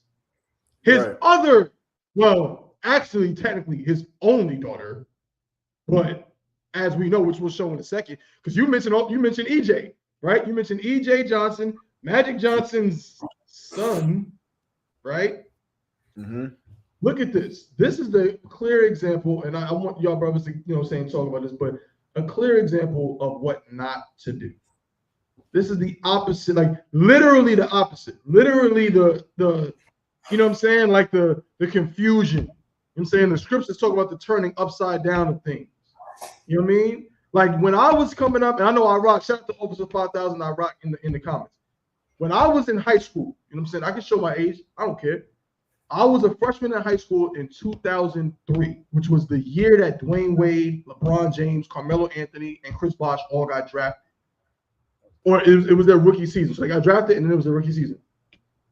D Wade, by 2006, was undoubtedly one of the best players in the NBA. It was conversations about who's better, LeBron, Melo, D Wade. Like we didn't know. I didn't know who it was, but people would have that discussion. And then D Wade, of course, had Shaq on the Miami Heat. They win a championship. D Wade gets Finals MVP. He was killing. He was that guy, right? And obviously, being that was Paul's a picture of masculinity. You don't win the Finals MVP by being soft. You don't win the NBA Finals MVP by, by being you know what I'm saying, but by not being strong, by not being, it's a, what do they say? It's a man's game. Mm-hmm. And then lo and behold, all this time, or maybe not all this time, but maybe something influenced him when he did get with that Gabrielle Union. That did seem to change things a little bit. Mm-hmm. Now, the former Finals MVP, every time he does an interview, his nails are painted, and he's painting his daughter's nails. And then, of course, we know he has what they call a transgender child. His son, that was originally Zion, whose name is now Zaya Wade, right? Yeah. So this is now the lifestyle that he leads, and I'm gonna show this picture real quick too. And I want y'all brothers to comment on it, but this is really shameful to me, and like it like sickens me so bad, not only because I have a son, but also I got a little brother. You know what I'm saying? I got a little brother. My little brother just graduated from high school 3 weeks ago, something like that. Right? I was just to go, you know what I'm saying, go celebrate with him, be with him. And now, you know, pictures like this, and like, could you imagine being a big brother and like you now this is what it is? Look at D Wade, his wife Gabrielle Union, his oldest son, and now that's what was once his little brother is now that. Yeah, that's rough. Yeah, that's a terrible older brother. Yeah, I'd have beat the hell out my brother every day. Right. They be fighting. Good night. You is a man, Jenkins. You is a man. And now Dwayne Wade about to release his own line of nails. Y'all think the sister's gonna go to Sephora and get the Dwayne Wade line of nails and all that? I don't. And guess what? This is the disingenuousness with women, and this is where y'all discuss me, because they will, because it's D Wade and all of that nonsense. But why? Why are you so intrigued about a man who is transitioning into something that is inherently feminine? Mm-hmm. Like, it's almost like a nigga going to the barbershop and not wanting to get to the female barber. Like, I don't really want the female to cut my hair because barbers are traditionally men. Mm-hmm. So why would you go get makeup from a nigga? A nigga like women. You don't got women's skin. You don't go through the stuff women go through. What the hell does he know about your fingernails? What would he know? Don't tell me because of his daughter. That mother effer is a man. You don't know nothing either. I don't get it, but yeah, they're gonna flood it because they with the movement. Listen, Dwayne Wade has enough money. He played a man's sport. He made money from doing it. Now he's about to go and take money from some woman. There's some sister in Cornwallis right now who, whatever Dwayne Wade is trying to do with them nails, she could do it better and get that money from it. But now he gonna take it. He gonna take the money, and women are gonna be dumb enough to give it to him. We already stupid enough to give it to the Asians and the Koreans. Now we about to give it to some queer father nigga who's a millionaire already, who got shoes, who got clothes, who got endorsements, and you're gonna make him even more rich with this nonsense. Dog, this is disgusting, bro. They should protest him. Tragic, bro. Mm-hmm. I can't stop. Pause. I can't stop looking at it, bro. Pause. Like, and can I just zoom in on this? Please. Witch. We were talking on Witch from the Wiz. This witch right here is very much instrumental. Pause. In this. You know what I mean? Yeah.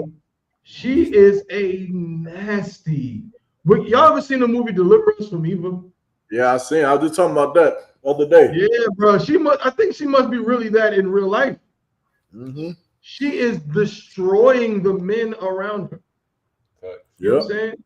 Like Dwayne Wade, his oldest son. I mean, I don't know what he's doing right now. I know he was trying to hoop I know he wasn't particularly good. I know he was trying to. I don't know if he made it to the G League. I'm not sure. I think he made it to the G League. I think he did.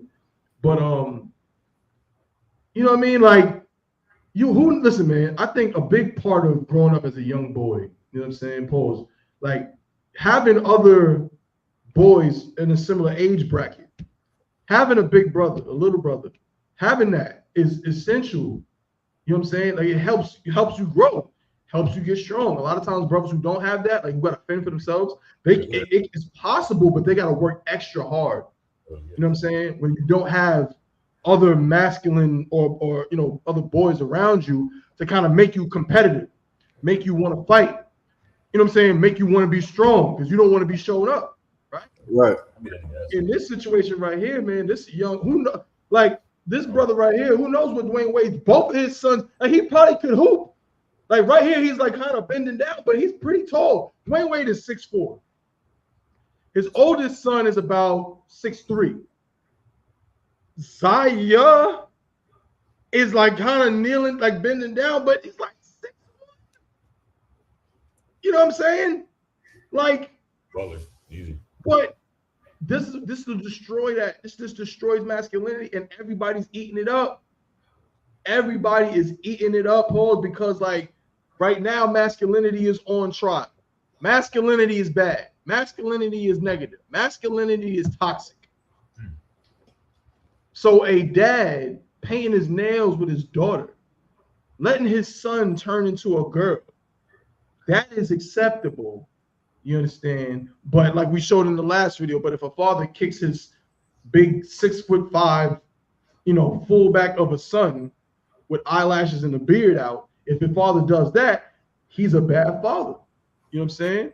So it's like, damn, like in this world, everything is twisted.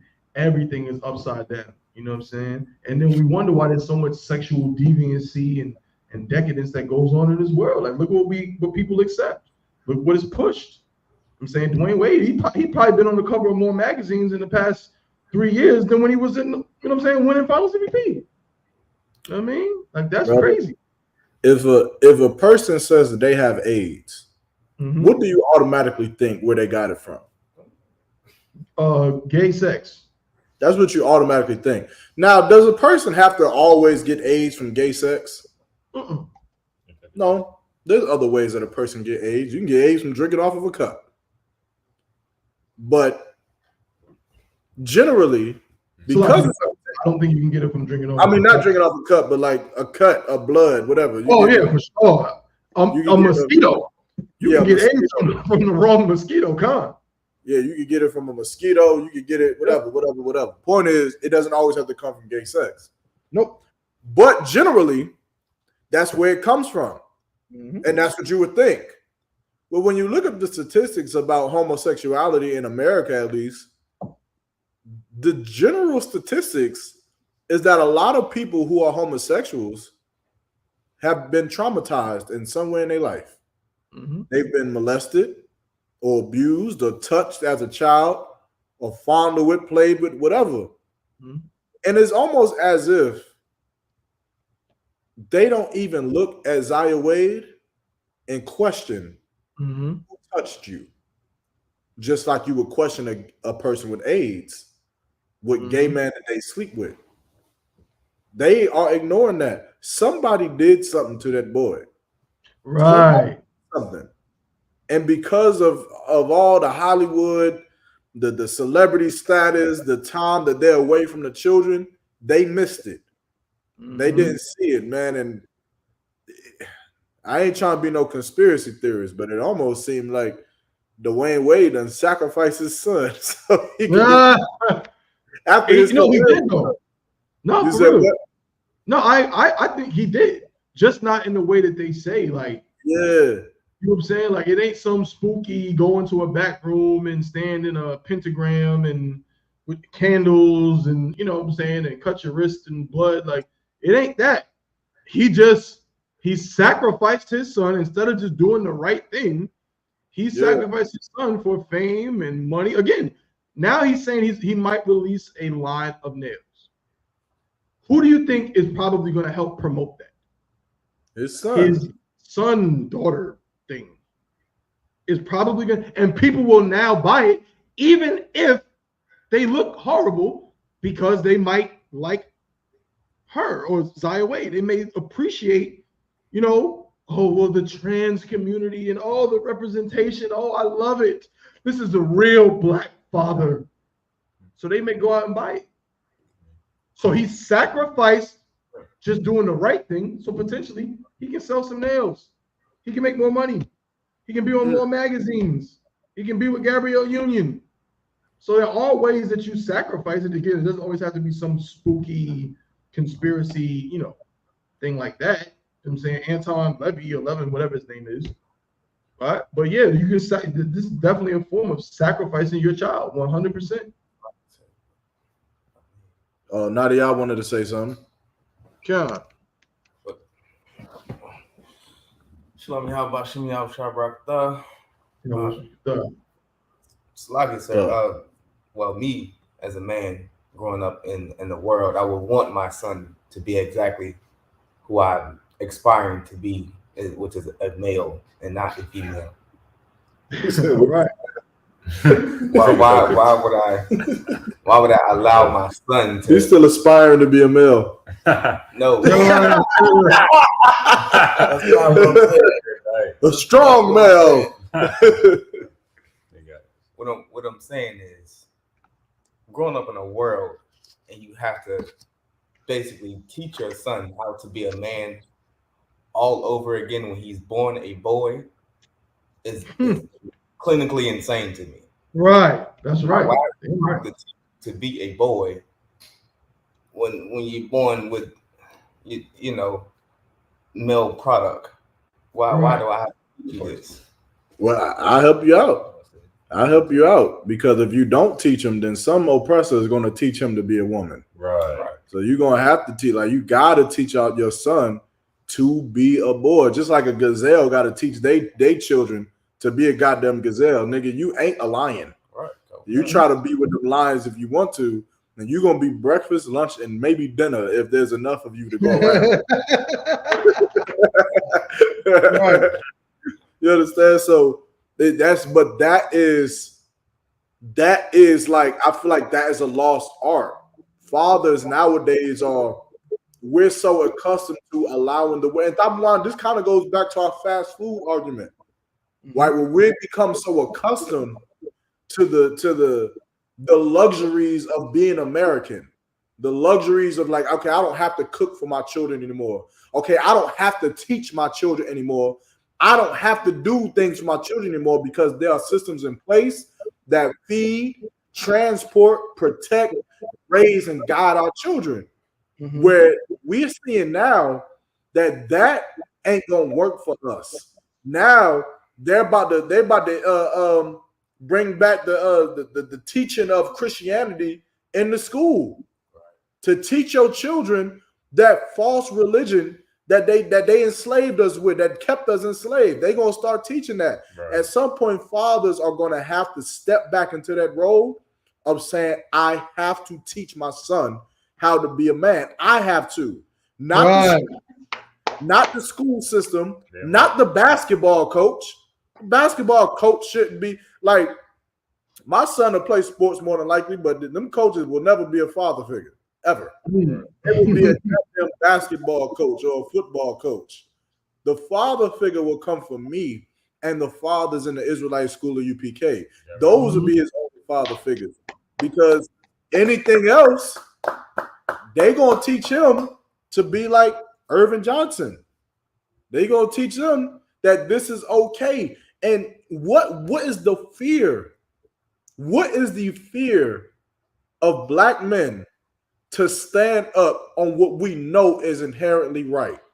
We know that being LGBTQ is wrong. You know it's wrong. You know it. Otherwise, you wouldn't be here. You wouldn't be alive if your dad was homosexual. You wouldn't be here. Mm-hmm. So why? You understand? Your name is Magic Johnson. Does he have other sons? I'm not sure. I know he got other kids, but I'm not sure if he has other sons. I'm not sure. if he doesn't have no other sons, then oh my God. Like that would break me. It would break me to know that nigga. I grew up in what, Lancer, Michigan? Some small goddamn city. You said what? East Lansing, Michigan. East Lansing, Michigan. Some small Bucktown city up in Michigan. Where ain't nothing but 2,000 people. I done bust my ass playing basketball, made it to the league, become arguably one of the greatest players to ever live. And my legacy is this? That's my legacy. That's crazy. I mean, all of this money for that. Hey, look, Paul, this gonna sound crazy. I ain't gonna say it. Should I say it? I don't know if I should say this. I'm gonna just say it, but that is one ugly mother effer. That he is ugly. He looks like nigga. You too tall and big to be gay. Pause. Like you're supposed to be dunking on niggas. This don't make sense. Look at that. I wouldn't fight that. He would have to get shot. That nigga too big. Look, Dabuwa. Oh my God. Look at the nigga in the back. Look at the nigga in the back with the suit on. That is a grown that's a grown man.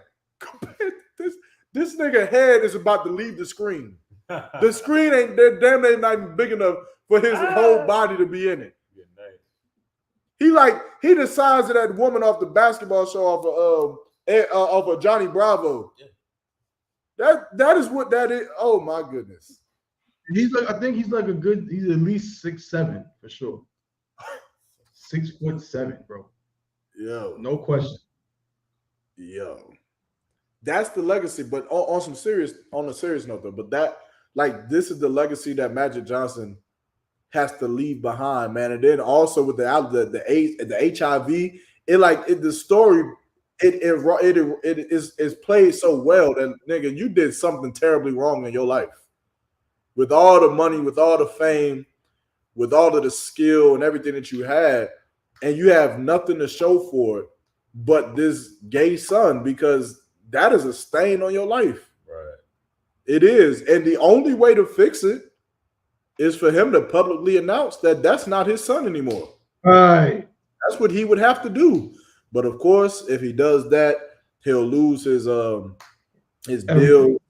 He'll lose his Showtime seats. He'll lose everything.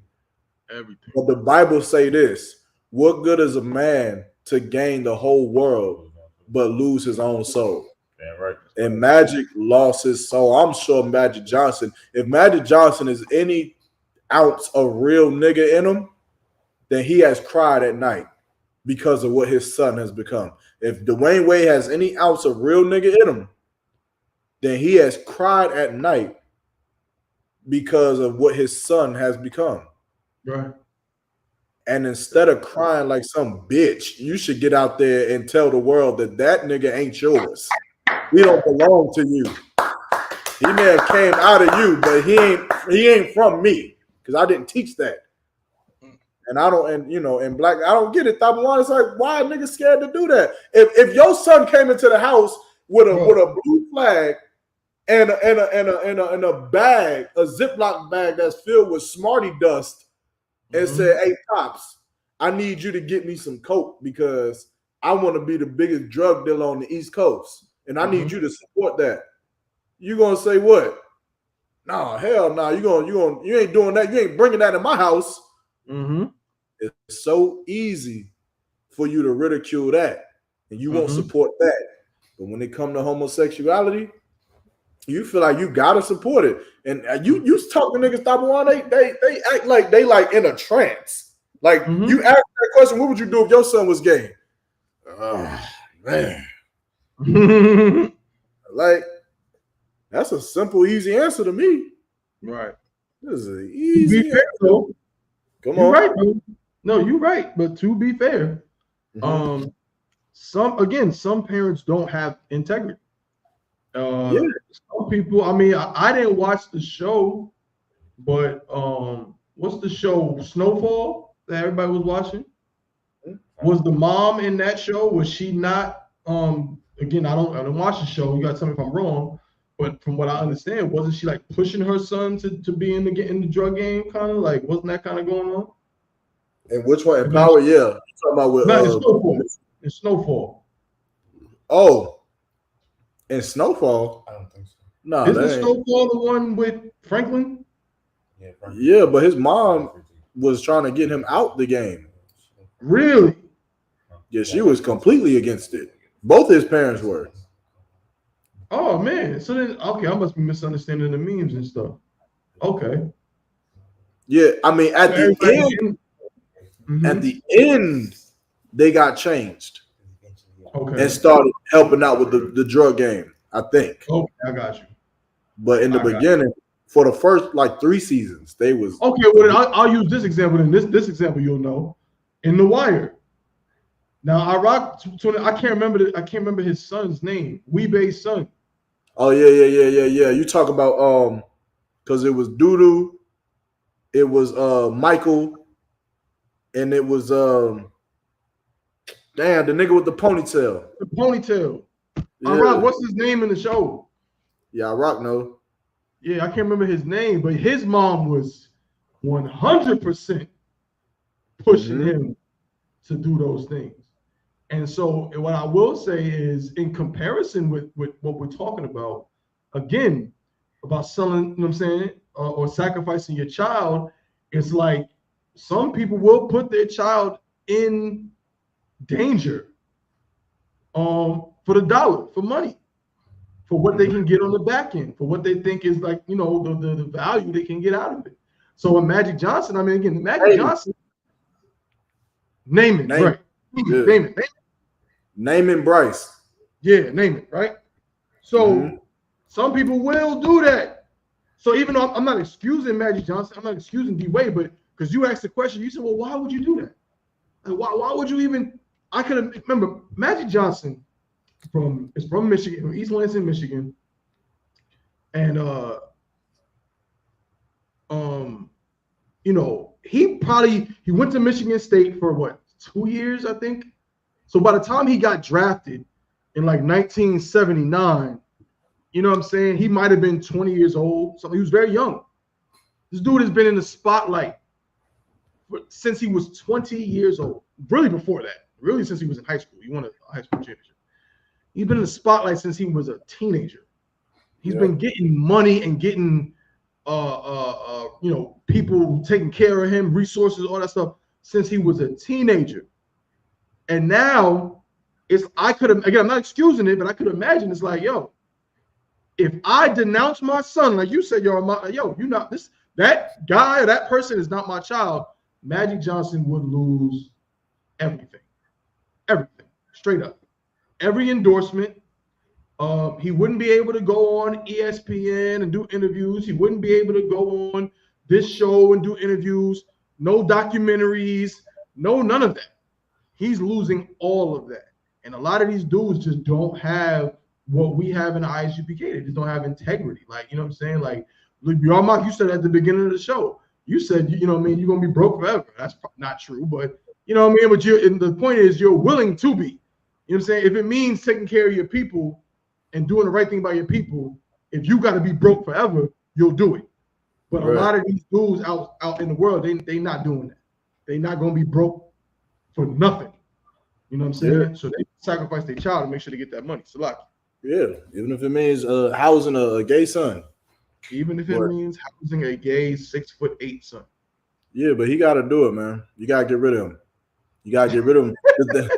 The thing about having children is that you can always have more. Just go have some more children. Try again. In Magic Johnson's case,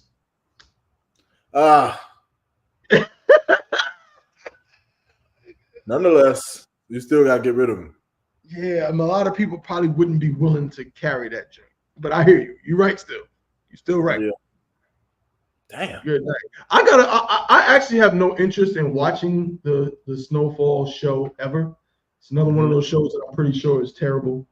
But I'm actually shocked. Everybody in the comments saying like, yeah, the mom and the father did not like it. Didn't watch. I mean, at the end of the show, everybody was like, unless I'm thinking about the wrong person, like I never watched it, but it seemed like his mom, like everybody was like, I hate her so much. Everybody hated her by the end of the show. So yeah, because she turned on him. I ain't watch it, but I just know I watched the beginning season, so I know she ain't like it at first, but I think she started getting into it and turned on him or something like that. Like she the reason he fell. Oh man. Damn. Okay. Yeah. No, you got to delete her. No, moving right along. Yo, bro, we're gonna talk about the purple guy. Let's get it, bro. Let's talk about the purple guy, man. I don't know if you could hear me. I don't have on this laptop in school. I don't have access to like to Facebook as easily. Ooh, well then, who posted it then? That might be. Yeah, I know it was Bardock. Who? Bardock. Bardaq from I think he had a Tennessee. Bardock from Tennessee, I think. Yeah, kind of. He got Tennessee. Yeah, from Tennessee. I also reposted it on the I.S.U.P.K Durham Instagram page as well. But yeah, I know Bardock posted it original. The original video or the Gentleman Hyman do-over? The Gentleman Hyman do-over. I don't know where the original joint is. I got you.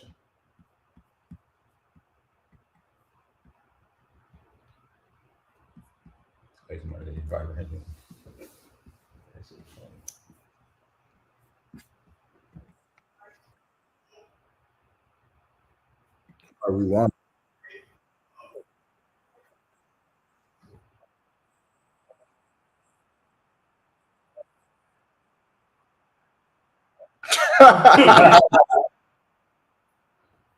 I think I got it. That shit was so hilarious. That nigga said I call my mama. Call my mama a bitch. Oh man. You can see it, Thabo? Yeah. All right, so yeah, so this is your leader. This is your purple Barney Bryce leader. Good old. You said what? Can we just kind of zoom in just a little bit? I'm so trying. They can see real clear. Oh, there you go. There we go. Yeah, I want y'all to pay close attention. This is right here is a Christian pastor, a Christian Israelite pastor. I guess he was doing one of his sermons recently, and he was talking about who we call the oppressor, and Yarmat, he was saying that the oppressor be stealing resources. I mean, I certainly can agree with that. The oppressor be stealing resources from all over the globe. He was his favorite place called Africa, and this is what he had to say about it. Go ahead, Yarmat, you got it.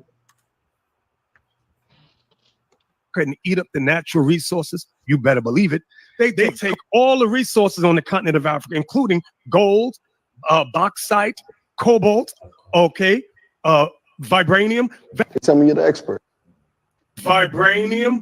My God! Oh, my God! Vibranium is a fictional metal appearing in American comic books published by Marvel Comics, noted for its extraordinary abilities to absorb, store, and release large amounts of kinetic energy. Various resources they take and steal from the continent of Africa. How do you think your ancestors got these? You think they paid a fair price? Or did they take it like they took everything else? But it's from Wakanda, and it's made out of vibranium. White man come on the continent. I have secondhand embarrassment, bro. The white man came on the continent and he stole all that vibranium.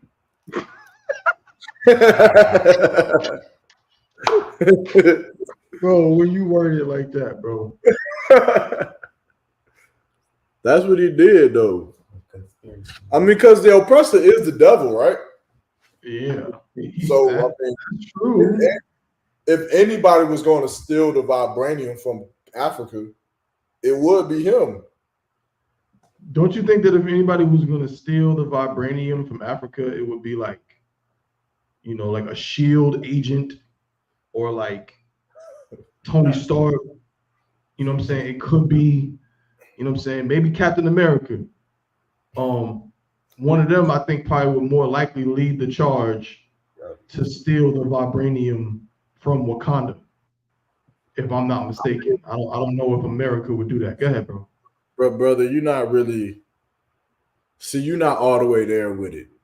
You don't really understand. Please enlighten me. Brother, we have to. This is why we have to go to Africa and set up camp.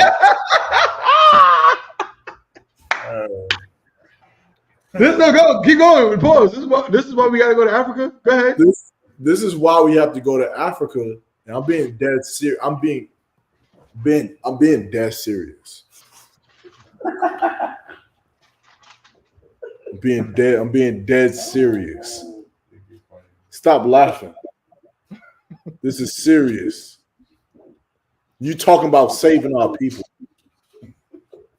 This is why we have to go to Africa. Our brothers need our help out there. Not because of hunger, not because of lack of education. Our brothers have been invaded. We've been invaded by the same man who brought us over here to America with ships. And they've been stealing the copper. They've been stealing the gold. And God damn it, they've been stealing our vibranium.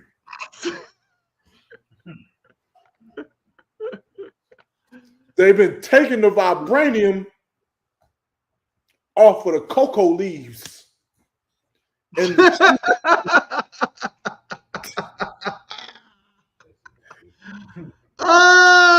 can we play it again, please? No. Play it again, bro.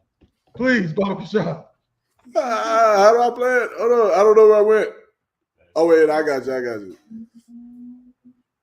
Of Africa and eat up the natural resources, you better believe it. They take all the resources on the continent of Africa, including gold, bauxite, cobalt, vibranium. Tell me you're the expert. Vibranium. Oh my God! Oh, geez, oh my God! Vibranium is a fictional metal appearing in American comic books published by Marvel Comics, noted for its extraordinary abilities to absorb, store, and release large amounts of kinetic energy. Various resources they take and steal from the continent of Africa. How do you think your ancestors got these? You think they paid a fair price? Or did they take it like they took everything else? But it's from Wakanda, and it's made out of vibranium.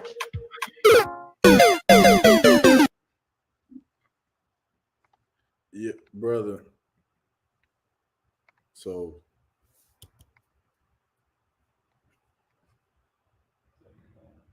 Brother, I've heard a lot of strange things in my life. This one right here,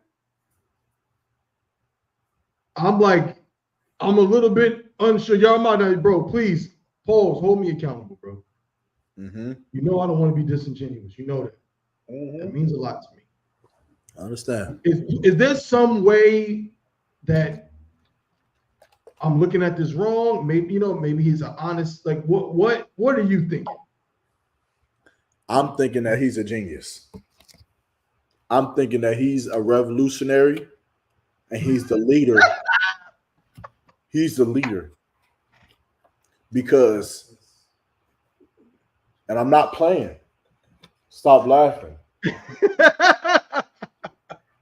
The reason why the white man was able to destroy our people is because we didn't have our weapons of defense made out of vibranium.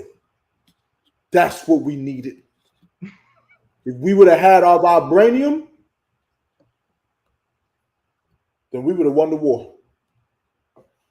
But we can still win the war as long as we get out there to Africa and stop the white man from taking our vibranium that belongs to us. Yo. This is a grown man, ladies and gentlemen. This is a grown man. Now, again, I don't know much about dude. You know what I'm saying? I don't know him personally. I know, if I'm not mistaken, he has children. This is a grown man who, by the way, if I could, is the leader. Like, not like he's not a part of some kind of council group. No, he is the sole leader of a group of Christian Israelites who call themselves the I.U.I.C. The sole leader. He's the top dog. So in other words, when they need a breakdown, he is the last line of defense. Like, there's no one else they go to. If he doesn't know, nobody knows in that group. Well, the angels on the dark side of the moon know. Right. The angels on the dark, who are training on the dark side of the moon know. So this is their leader. And he got in front of his followers and told them that amongst the resources that America, that the oppressor is stealing from Africa, was, what do you say, gold, cobalt, one was another one I can't remember. Nigga left out oil. And right? And vibranium. Ladies and gentlemen, vibranium is Captain America's shield. This is, if you know comic books, again, I'm not big into it, but you watch the movies, you watch the Captain America's shield is made out of vibranium. He just told all of his followers that that's what they're stealing from Africa. You know what's really happening? Please enlighten me. He been smoking that vibranium.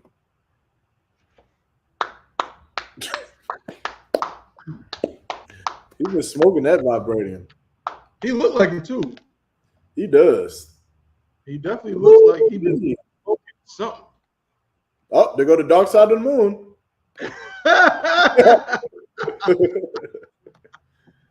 Man, yeah, guys, and it's so sad because it's like, I get making mistakes, right? You can make a mistake. We're teachers. We all say shit that doesn't, you make a mistake. You slip up, say something. Nigga, we know you watched Black Panther. Right. And your love for Africa, you thought in your head that vibranium was real. Yes, that's the point. It was like, there is no way you, bro. You like this. I would almost respect him more if he made a video saying, "You know what? I got ahead of myself. I watched the movie. I thought vibranium. If he would say, I thought vibranium was a real element. I didn't think it was like what they're using it for in the movies, but I thought it was real. I would almost respect that a little bit more. But nigga, nope. I'm not accepting this. I'm not accepting none of it. Because like you said, bro, like you said it, I know for a fact that he saw Black Panther. Yeah. In fact, he probably made all his congregation go see it as like homework. Like, it probably was like they have to go watch that movie. So I know he saw Black Panther. And I know that the only reason he knows that vibranium, the only reason he even knows that word is from that movie. Nigga, I can't wait to go to camp and them niggas that walk past us so I can just tell them that their garment is made out of vibranium. Brother. Oh my God. I can't wait. I cannot wait. Listen, I'm gonna just say this, bro. This is my last thing, really. I feel bad. People be asking, bro, like y'all, hold on, Nadia. Right. Have y'all ever seen people that be kind of like when we talk about them, they be kind of like, man, why y'all talking bad about the bishop? At least he trying, man. At least, you know what I mean? He got brothers out there, they trying to do da-da-da-da-da-da, right? But at the same time, I legitimately feel sorry for the dudes that's in this school, bro. Or not in school, in that church. I feel sorry for them. Because could you imagine that your leader just said that and now you got to go back out in a purple shirt with gold tassels on it?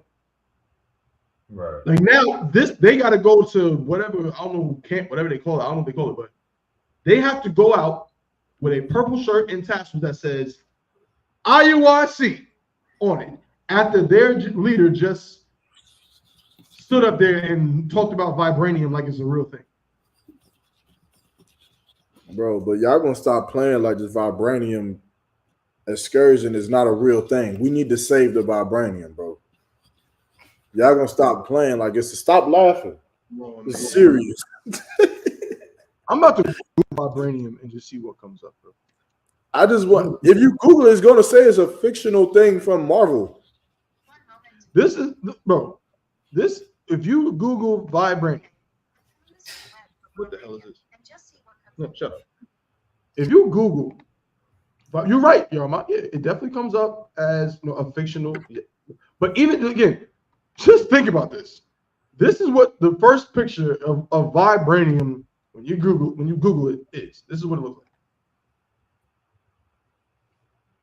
This is what vibranium looks like. I'm pretty sure this is a clip from the movie, bro. It is some glowing blue stuff in a test tube. That's what vibranium. That's that serum from Nutty Professor, but the blue version. That is what it looks like.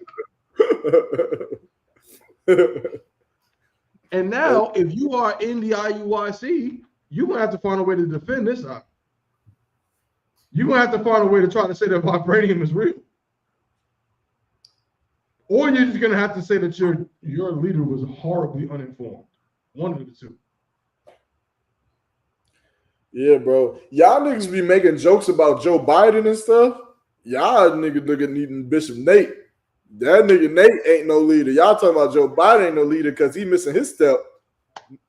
That nigga Nate just said that they got to go over there because white people are still involved. Like, I'm on the white man's side at this point.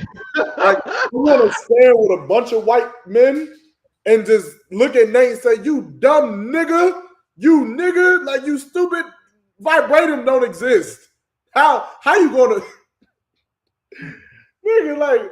For a white man to be like, nigga, how you gonna accuse us of stealing vibranium and vibranium don't exist? I would have to stand on the white man's side, like, right. Point. Like, he's not stealing vibranium. It doesn't exist. He created it. Oh my God. Yeah, that doesn't exist on the elemental chart. It doesn't, and that nigga's dead. So all of this is crazy. Right. Oh, bro, man. What you said is so true and so real. Like when you do stuff like that again, now you just made your whole movement look crazy. Yeah.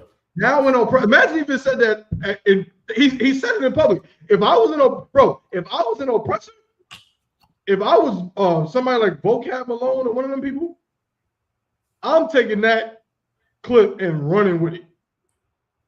Like, yo, they saying this is the reason they say that we're the devil. They say we're the devil because we're stealing a fictional element that doesn't even exist. Right. This is how far they'll go to try to just they'll race bait or whatever they might say. But you know what though? This is why the scriptures say that no man could speak evil in my name. I'm paraphrasing. But when Peter was getting ready they wanted to shut down them other camps. Christ said, "Let them be, because those who is not against us is on our part."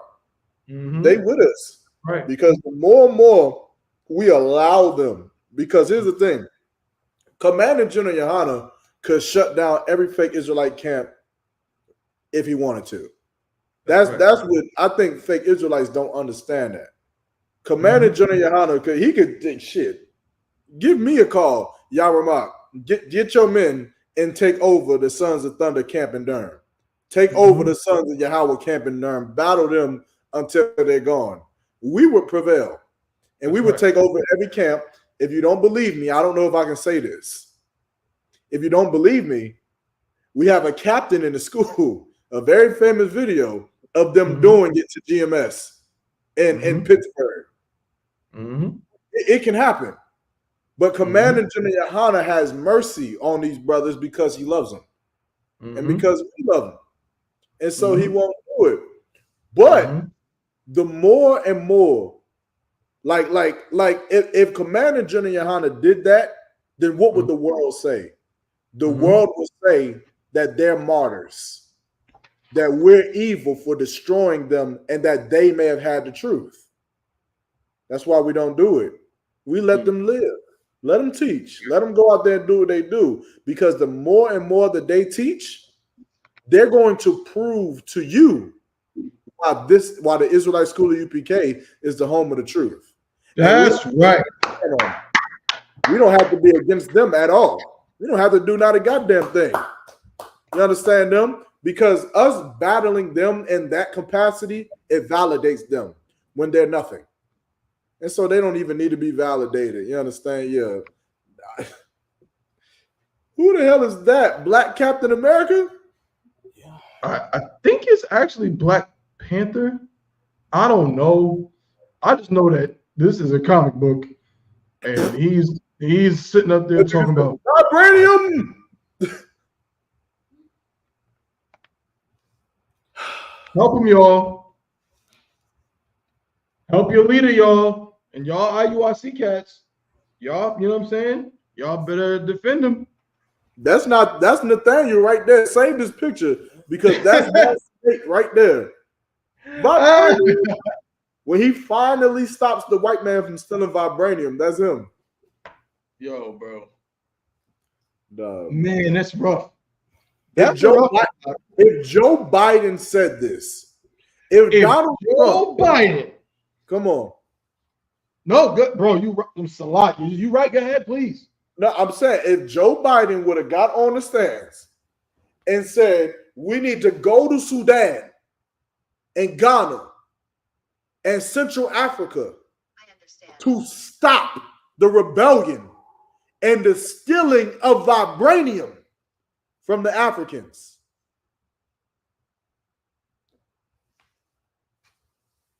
Bro, he would be.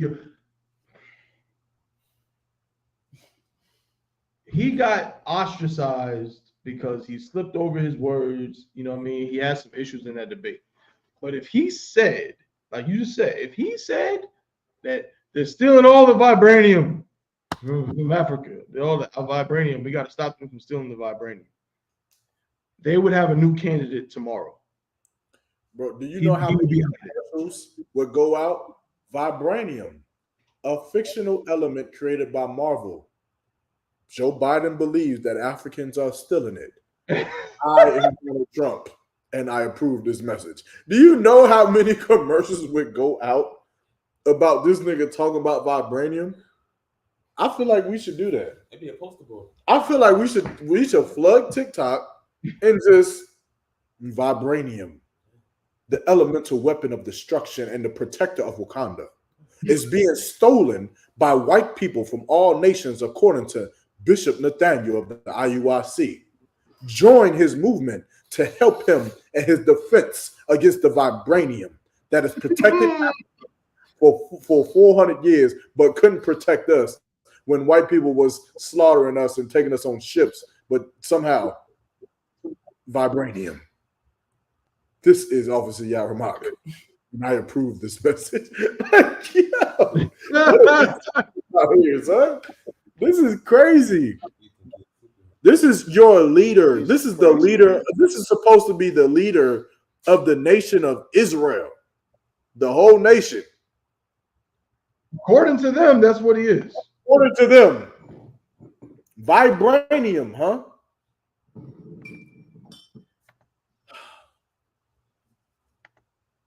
It's fine.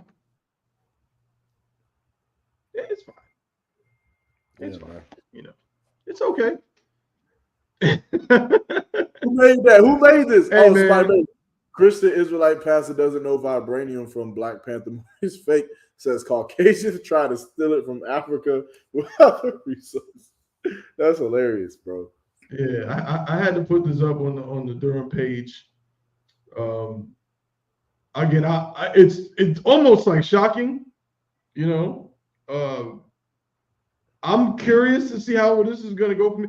Yo, well now, bro, I don't know if you have it. I don't know how fast you can get it, but now I feel like I cannot end this show. We cannot end this show without putting Big Frito on the screen. Big Frito did something else. What'd he do? No, brother. Oh, I got you. I pause. We need Big Frito to help us close the show.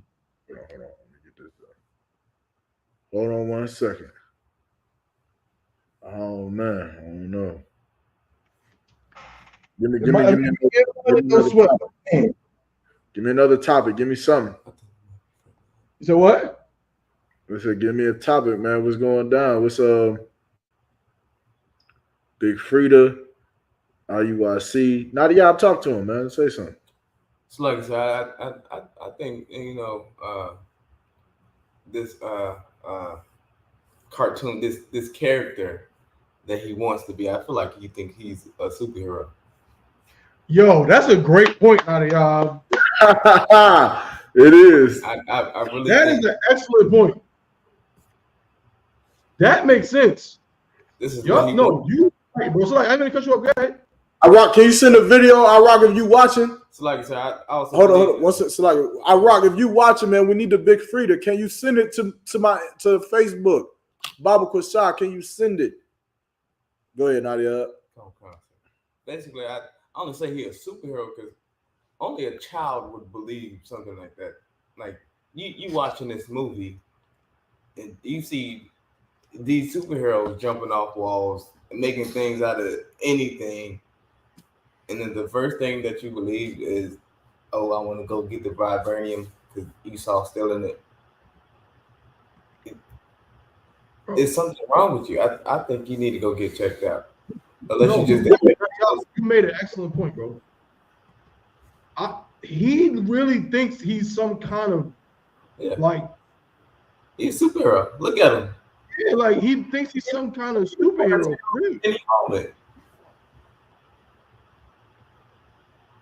Gotcha. He didn't use Job 33:26. He shall pray to God, he will be favorable unto him. See, this is crazy. He really does think he's like in a comic book for real, bro. You pause, you look at pictures of him, you see all his poses. He's always like standing, looking into the sky, like he's some kind of. Oh, that's Tawab too.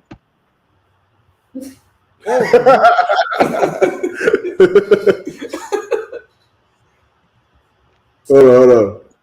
He a fan, he a fan. Freaky ass nigga, he a 69 Dodge. Freaky ass nigga, he a 69 Dodge. Hey, run for your life. Hey, run for your life. Freaky ass nigga, he a 69 Dodge. Freaky ass nigga, he a 69 Dodge. Hey, run for your life. Hey, run for your life. Let me hear you say OV ho. Say OV ho. Then step this way. Step. You get your jargon, you think all in the head, then you cutting on your phone, and then just as you about the phone ring, hello? Hey, Shalom, bro. What the hell did he just say? You heard exactly what he said. Hold on, nigga. Hold up. You heard exactly what he just said. Nigga, I know he did not just say right before he gets his Jergens in his hand and before he cuts his porn on, he get a call from a brother that F's it up. Fan, he he a fan, he a fan. Hold He a on. fan, he a fan, he a freaky ass nigga, he a 69 God.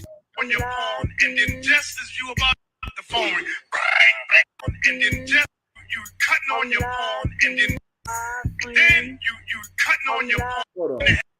This way, You all in the hand. this way, You get your Jergens. this way, You all in the hand. Then This nigga said, you all in your hand. What? This is your leader? Oh, don't forget the great doctrine. This is your leader? This is who we supposed to be at odds with. This is who. Do you know how many mother effers ask me, well, what about those guys, those purple guys? Do you know how many times I have to hear that? I have to hear that. And this is the leader of that group that said, you get the Jergens and you in your hand, teaching children. Yeah, you know. He's teaching a nation of people, and he said you have the in your hand. What is in your hand mean? Hold on, bro. you cutting on your phone, and then You cutting on your porn. Who's cutting on the porn? Who?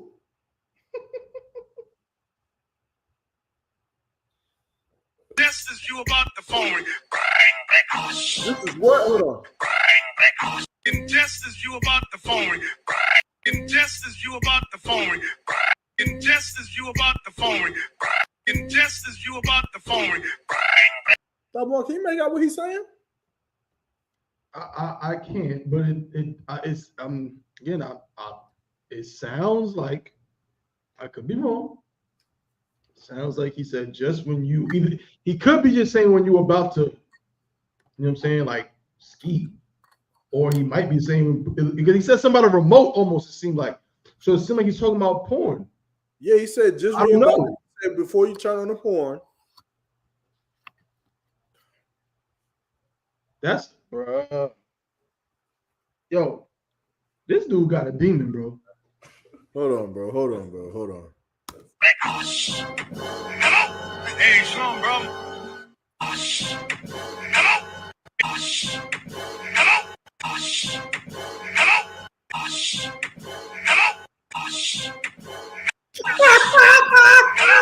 Hey, Shalom, bro. Yo, I might need that sound clip. I might need that. Oh, hello.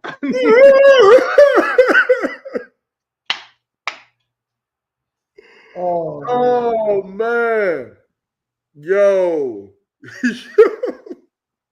that wasn't even the one, bro, that I was looking for. But damn, that nigga said, "Oh shit, hello." I think this is it. I'm gonna say this. That's what blacks and Hispanics need, bro. Like, that ain't it. That should be what? I do remember hearing something on TV about colon cleansing. They say everyone should have one. I'm thinking about getting me an appointment and go down and get my colon cleansed thoroughly. What? That should be given fellatio. BJ. I know you're young. You don't know what that word means. It's BJ. Just look at a BJ. Urban Dictionary. BJ. What is that? She used to give a BJ. This nigga got rubber bands in his beard, Tabu. This nigga got rubber bands in his beard to hold his beard together. Urban Dictionary, BJ. What is that? She used to give a BJ like nobody's business. She could suck a golf ball out of a truck's exhaust. So now she don't want to. Every time I watch this video, it makes me so angry.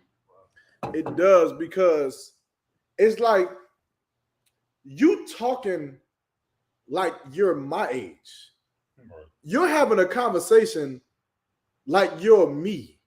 You're 89 years old, nigga. What are you like? At some point, not even just your age, but your position.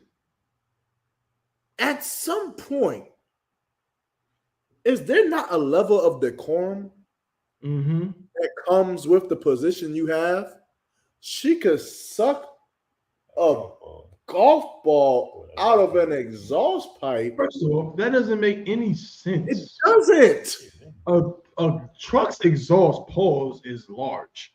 That That would not be impressive. Number one.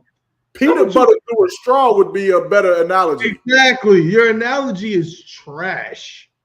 Number two, like you said, where's the decorum? Right. Like, you know what he sounds like? You know how the scripture says that the older women should teach the younger women to love their husbands? Yeah. He sounds like an older woman trying to teach the young women how to do something special for their husbands in the bedroom. That's what he sounds like. He just sounds like he sounds like Medea or like, you know what I mean, some old black woman. He do. Like the women, they be like, yeah, and I remember back then, he had a big old right. Like, he used to do this and do that. And like, what the hell is your point? What is the point in talking about how good she sucks? Right. Like, what lesson are you giving here? What is your point? She said she sucked a golf ball out of an exhaust pipe.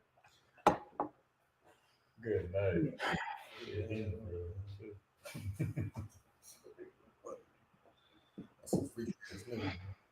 I'm gonna play the video. Yeah. Why is his hand? Oh, Dabo, I'm not doing this. I'm not doing it. This nigga's hand is always like that. Every time I click pause, this nigga's hand is like this or like this. I'm not doing it. It's him. This nigga's sick. What the fuck? God damn. She could suck a golf ball out of a truck's exhaust. So now she don't want to. Look at the hand. Yo, come on, son. She don't want to do that. She don't want to help her husband. Brothers, I'm going to help you out here. She don't want to help her husband. So let's break this down. The context here is she don't want to suck a golf ball out of an exhaust pipe. She don't want to help her husband.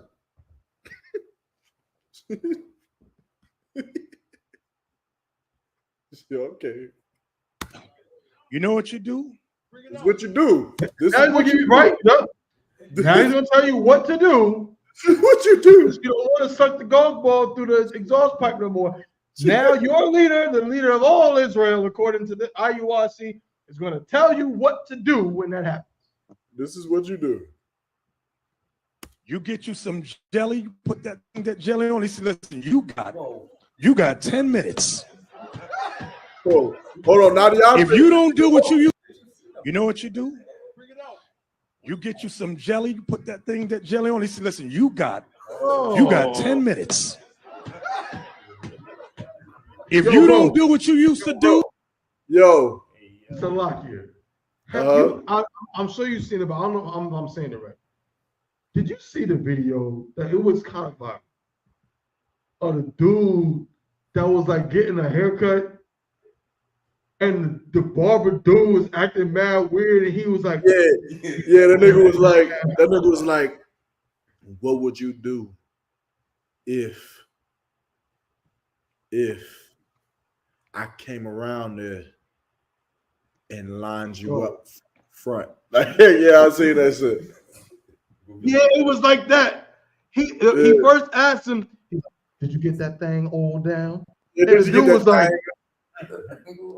he was like, that nigga said, "Stop! That's why I ain't coming over here no more. Stop playing with me, that rigmarole." This is he said, right, yo, bro. I got this is what Nasty Nate. I don't got the damn. It's like a compilation. It's like a compilation I can't play. Is this the one? Hold up. I'm about to play the joint. Hold up. No, you can play Nasty Nate first. I'll play this after. But this is what he sounded like. But go ahead.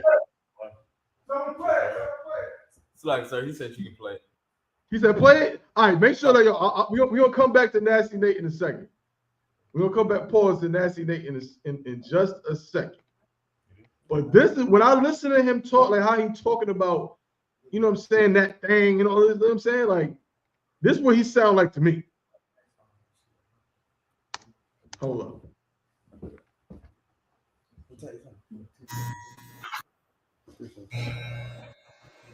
Did you get that thing all down? All down? Yeah, did you get it all down? All down. Hold on, wait. You talking about the oil change? Yeah. So why don't you just say that? I mean, what the fuck? Every time I come over here, you always gotta take me through this homosexual rigmarole, man, with your terminology, man. What the fuck is wrong with you, man? Man, just come on, man. Finish cutting my hair. I can get the fuck out of here, man. Come on, I got you. Shit, I'm at the end now. You want me to get you from the back? Get me from the back. This is fuck I'm talking about. Take this mother. Get me from the back. You come on, taping me from the back. Travis, come on, cut this shit, man. Did you get that thing all down? All down. Yeah, that's what all down. Nasty Nate sound like to me. Yeah. You talking about the oil change? Why don't you just say that? I mean, what the fuck? Every time I come over here, you always gotta take me through this homosexual rigmarole, man, with your terminology, man. What the fuck is wrong with you, man?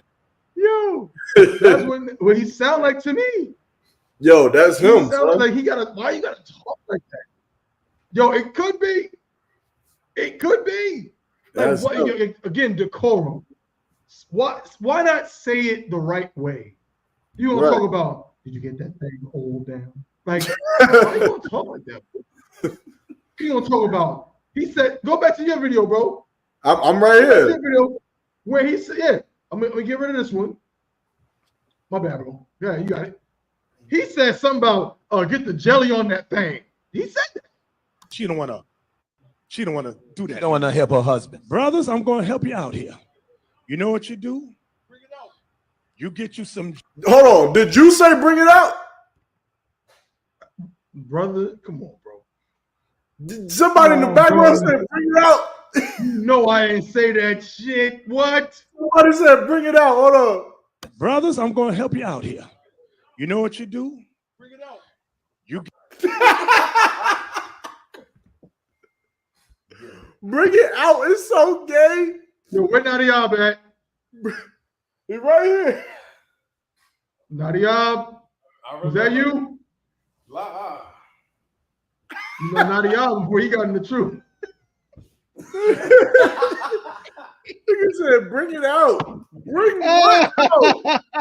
Bring what out? The jelly? What the hell? And that's why we don't say bring it out in the I.S.U.P.K. We don't say that ever. Go ahead, bro. Bring it out. I help her husband. Brothers, I'm gonna help you out here. And it's You know me what you who do? said she don't want to help her get you husband. some He jelly. sounded wild too. Yeah, he said There was a little twang in his voice too. Bro, My bad, bro. You know what this is. These are men. Pause, Salaki, but they women just don't want to suck nothing. I'm sorry, like they don't want to do it. They don't even find them attractive enough to even want to do it. So now they have to use the Bible to try to force them to do it. Right. Like, I've never understood this. If your woman don't want to suck a golf ball through an exhaust pipe, go on about your business. Right. What is the do this part? Remember, do what? Remember that in their sick universe, in their whatever they got going on, bro. Remember, they're only allowed to have one wife. Yeah. So if their wife don't want to suck a golf ball through an exhaust pipe, they only got two options: get the Jergens, and then say, "Oh." And while the brother calls you, they got that option. Then the other option, of course, is to go, force her to do it. Well, I'm sorry. There's three options. There's the Jergens, force them to do it like he's about to explain, and then there's the go mess with a transgender. Oh yeah, That way too. yeah. That's the other option. Because then that technically, I think, wouldn't be, doing adultery because that's not a woman. But go ahead. All right, but let's do it. Let's do it. Let's see what he gonna say. Let's see what he gonna say. Rewind a little bit, man. Let's make sure they hear this clear. Come on. With that thing BJ. all down. I know you're yelling. You don't know what that word means. It's BJ. Just look at a BJ. Urban Dictionary. BJ. What is that? She used to give a BJ like nobody's business. She could suck a golf ball out of a truck's exhaust. So now she don't want to do that. Don't want to help her husband. Brothers, I'm going to help you out here. You know what you do? Bring it out. You get you some jelly. You put that jelly on. He said, listen, you got 10 minutes. If you don't do what you used to do, I'm going out this door. I'm telling you, I ain't got time for them. I playing games. You doing what? This is so contradictory. You got 10. Like, this doesn't make sense. So, babe, for a second, let's be straight up, right? Just so we can get rid of the bullshit.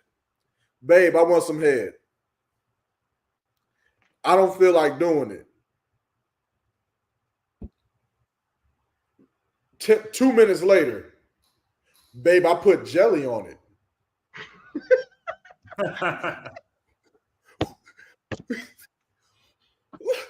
What?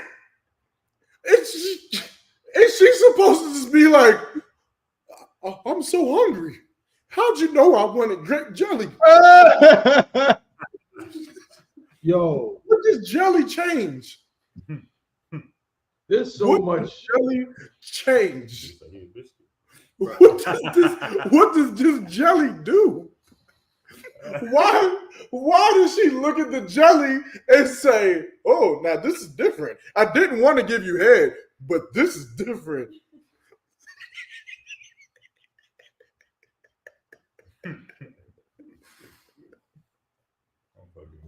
That's the type of shit you say when you don't deal with women in real life. Bro. I was about to say the same thing, bro. So she don't want to do it. Does not know how to get women. Like, what? She don't want to do it, bro. She's not doing it if it's jelly on it, if there's a fruit roll-up on it. She doesn't want to do it. Like, what does putting jelly on it change in this scenario? But no, and now guess what? Remember this, bro. Remember this. Now, we in I.S.U.P.K. We get our counsel from Commanding General YAHANNA, General Muhammad, and so on. So when they tell us, this is how this goes, this is how this works, we take that, you know what I'm saying, and we, follow through accordingly. That means that every brother in the IUIC was just informed that if your woman is not in the mood to do that, he should go to his refrigerator or wherever he keeps the Welch's grape jelly or jam. And then what does he do? Does he go to the bathroom and put it on there? Like, he right there in the kitchen with it. Just right in the kitchen, you nasty son of a bitch. He gonna offer brothers up a peanut butter and jelly too. That shit gonna have a big hole in the jelly in it. Oh no!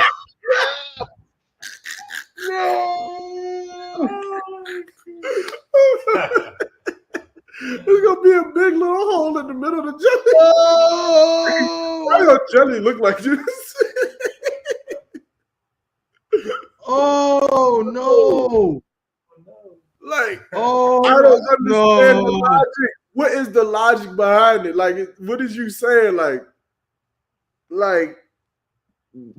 bro, putting jelly. That is diabolical, nigga. This jelly is diabolical, bro. So this is what's gonna do it. He got that. That's that blackberry jam. Nigga. Slathered on her man. Yo, that's gonna change her whole tune. Yo, we gotta finish this video, son. This is insane. No sweat, please. Officer Mahyar said that's some shit. A man who does not know how to entice a woman with.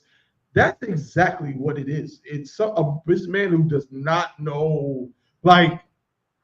And again, not every brother has that skill. You can learn it. Some brothers just don't know. Some brothers is awkward around women. You know what I'm saying? Some brothers don't have much confidence. But that right there is the corniest shit. Like, that don't work. That's insane. But no sweat. Let's continue the video. He said put the jelly on that thing. Pause. Jelly man. Fuck 2 of that jelly on that thing. Right. Do what you used to do. I'm going out this door. And then what is the going out this door part? That's your wife. Like, that's your wife. Like, how? Like, you hate your wife that much that she denied your first advance. Right. You thought to put jelly on it and come with a second advance. And she denied that advance too. And you hate your wife that much that now you're going to go out this door and the first nigga that's going to suck that jelly off, you're going to get it done. You're going to find it. Otherwise, what is you going out the door for? I promise you, going out the door for them only means homosexual sex or prostitution. That's right. Because they can only have one wife. You can't sit here. You cannot tell me he's going out that door to his other rib's house to have heterosexual sex. He's going out the door to either sleep with a prostitute or to sleep with a man. What other reason, other than that, what is the reason of him going out the door? To throw a pissy fit? He gonna walk out the door and say, you my only wife, only got one. You gonna suck the jelly off. So you gonna stand outside and cry? He would have been more manly to say he's gonna sit there and argue with his wife until she do it. That would have been more of a manly thing to do. But what is going outside? What are you going out the door to do? What is outside? The one person who is going to suck the jelly off is in that house. That's the one person on the earth who should be sucking the jelly off, if according to their doctrine, according to you. So what are you going to do outside of the house? How is it going to get done? It's because he's going to find a man. He's going to find one of those brothers who interrupted his jerking off. He's going to find that brother, and he's going to get that brother to finish the peanut butter and jelly. I'm so glad that I'm in the I.S.U.P.K, bro. Me too, because I don't got to say gay shit like that. Bro. Because they're battling it, Tabawan. This is the problem. They're battling the nature of a man to just have another woman. You're battling it, and we see it, which is why you say dumb stuff like this. Because guess what? Your woman ain't always going to be in the mood. She's not. But instead of having another woman, you got to force her. You got to rape her. Bro, you got to that's a fact. Jelly on it. But that, you're right, bro. And what you said is heavy because that shows for him to have to do this in a class. And mind you, remember, he's the leader of this school that has thousands of members. So for him to do this, this must be a problem within their school or their church. So that means multiple brothers have probably come to him and said, hey, Bishop, I cannot get her to do that thing she used to do. And this is the solution that he gave, which means none of these niggas know. Like my brothers in the I.S.U.P.K, again, like you said, your rib's not always going to want to be in the mood. Again, sex is not like, you know what I mean? Like you can't weaponize sex against your woman. Like, yo, with this jelly on. What is wrong with you, bro? Like again, it's supposed to be intimate. It's supposed to be something you both want to do. That's the whole point of it. But sometimes she might not be in the mood. She might be tired. You know what I'm saying? Sometimes you might be tired. I mean, I don't know why you would be, but you might be tired. It happens. But he's talking about it in a way like, oh man, no, you're gonna do this. You're gonna do this right now, which says that these women don't want to do it. And that's a problem that we don't have in the IG. Bruh, again, there's times when a woman's not in the mood, but our women don't just never want to do those things. Like that is, these brothers have women that actually like them. I mean, again, y'all might, Hawan, Nadiab, if I'm saying something crazy, please let me know. But is that a crazy notion that, you know, you should, your woman should like you and should be into you and attracted to you and want to please you and want to be intimate with you? Is that so far-fetched that I got to sit up here and have a class to basically teach you how to damn near abuse your woman? I got to teach you how to make her do something that she's supposed to want to do? Nah, it's not. And you know what the problem is? Them niggas in there ain't got multiple women. Now, women ain't gonna like that. They ain't gonna like that. That might go over a lot of brothers' heads, a lot of sisters' heads. But you get you one of them UPK men that all the women want. You go get one of them. You ain't gonna need no goddamn jelly. Right. Yeah. You gonna be first lined up at the door. I'm ready to serve my Lord. Right. Keep me. Just keep me in this house. Keep me. Right. But them, I guarantee you, they women look at them, they love it. Like I know a woman loves to hear, you're the only one. You're my queen. They love it, but I'm sure them women look at them because they also see the UPK. And then they look at them, and then they see the UPK, and then they look at the UPK and they say, well, hold on. Those brothers don't smoke. Those brothers don't break the laws of God. And they look at their husband. And that nigga just says, oh, baby, I'm just a one-woman man. I can never have another woman. And it feels good. But then, damn. I wonder what that other man is like that can have other women. Right. I wonder what capacity he has. What is so special about him that multiple women would be with him? What's so special? I'll tell you what.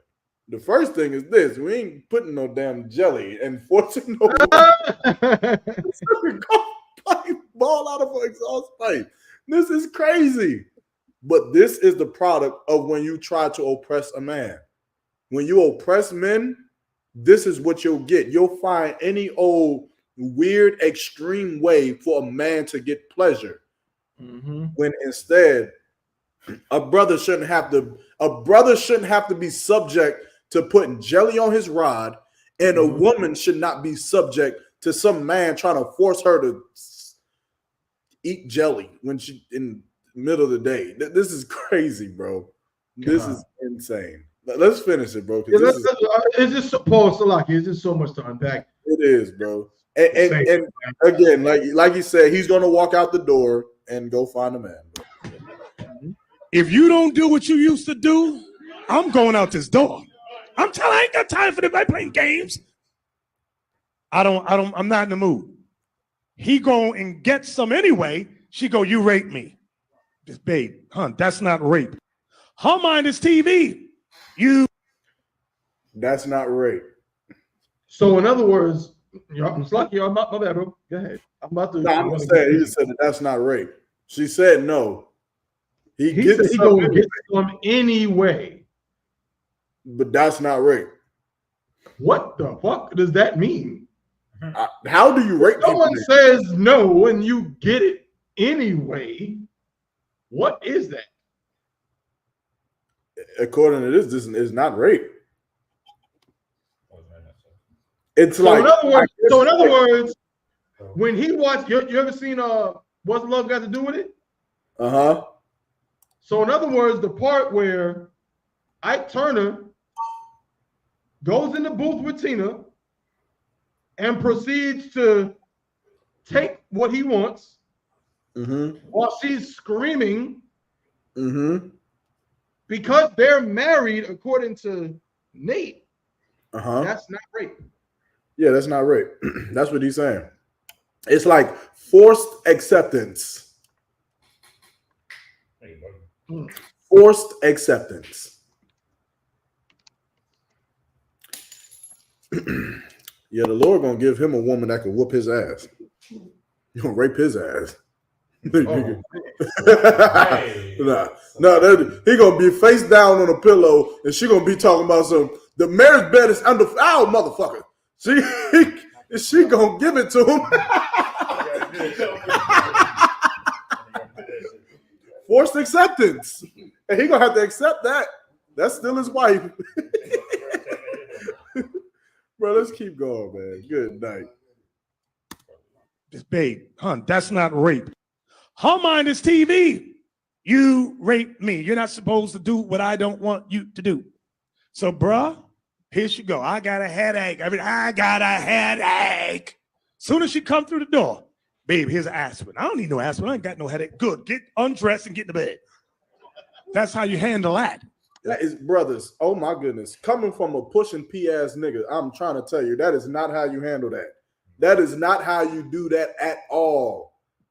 Nigga, get some liquor. Get a bottle of wine. Damn right. Ask her what we gonna eat tonight. Go and do something. That is, you do not.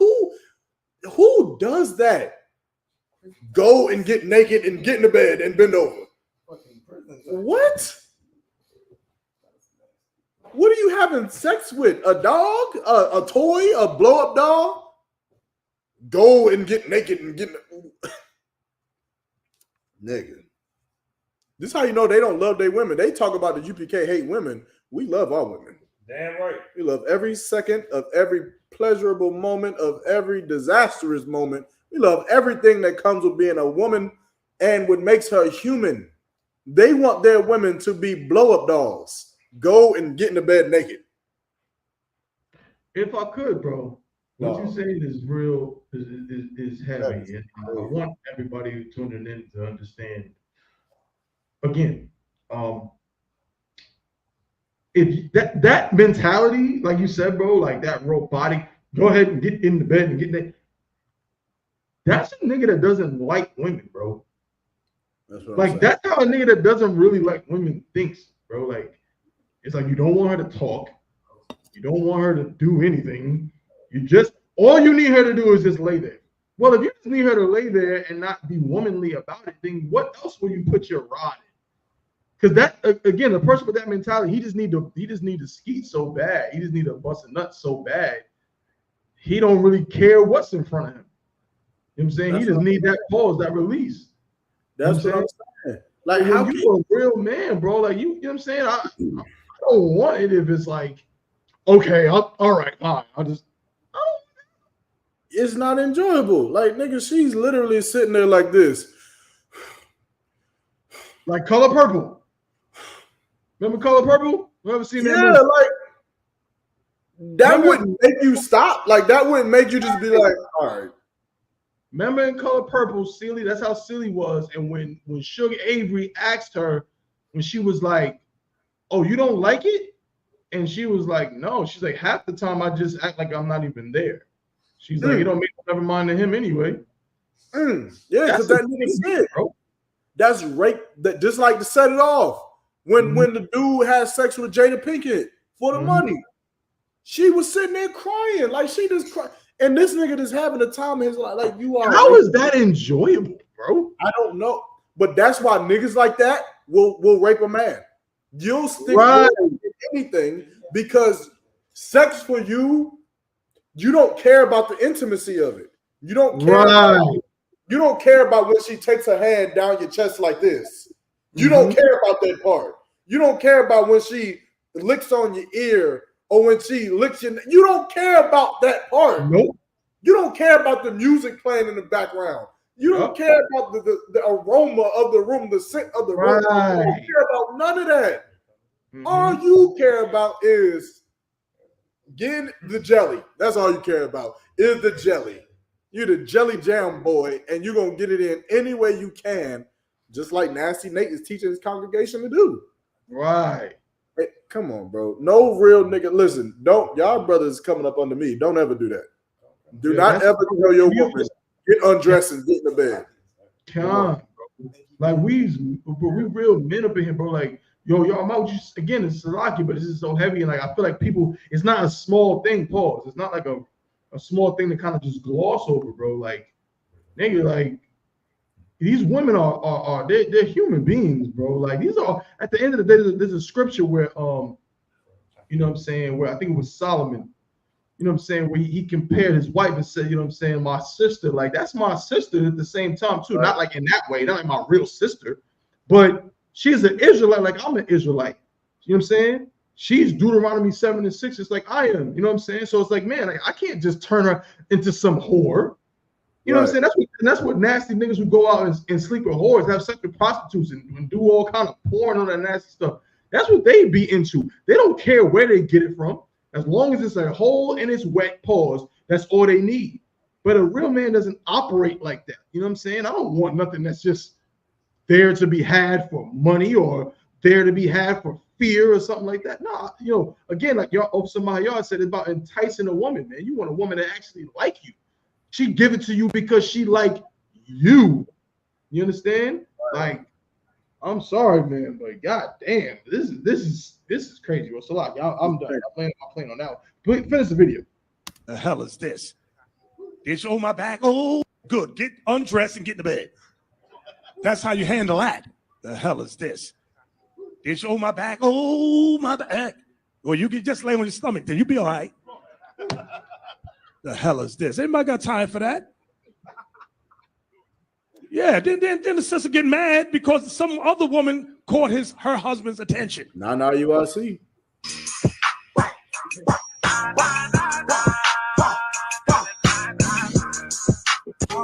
You ever see this? I came through the wall because I ain't built like they are. You ever see this wall? That's the ostrich. You ever see through the wall because I ain't built like they are. You ever see this? For the butters, that's the ostrich walk. Look at this. Look at this. Twerking.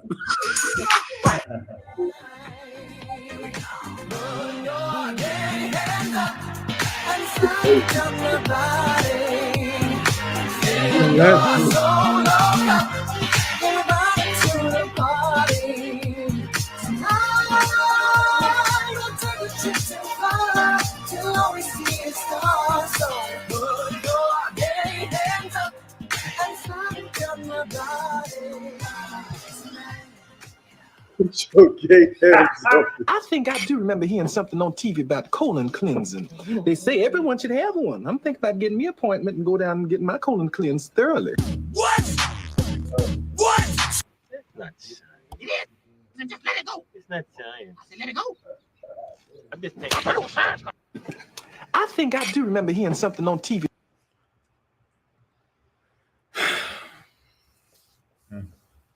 Bro, the world is a sick and dangerous place. God. Run away, young man, run from that jelly jam boy group called the I.U.I.C. Run, man. The white man's still in vibranium, and them niggas is stealing sex from their wife like it's a home run hit derby or something like that. Run away from that group. It's silly, it's dumb, but it's nothing new to us. The I.U.I.C. been doing this for years. GMS been doing this for years. GOCC been doing this for years.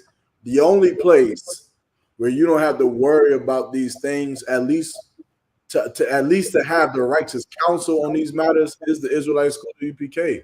That's right. It. You understand? Other than, I mean, you heard it there first. Like if you go to I.U.I.C. and you tell them that your wife ain't sucking a golf ball out of an exhaust pipe, they're going to counsel you to get the jelly. Or organs. Or to leave the house. I don't know what they're supposed to do when they leave the house because they're not supposed to get another wife. And homosexuality is a sin, and prostitution is a sin. So I'm not too sure what happens when they walk out the house. Right. But I have my theories. Right. I have my theory, but I'll leave it at that, though.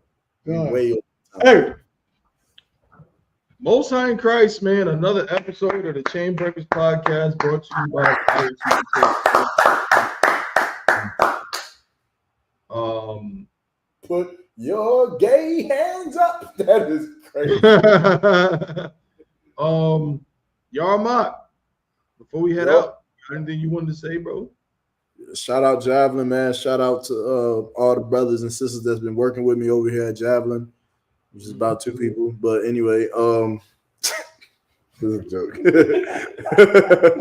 But you know, shout out Detroit Cookout. The Midwest Fire Barbecue is coming up, man, August 1st through the 4th.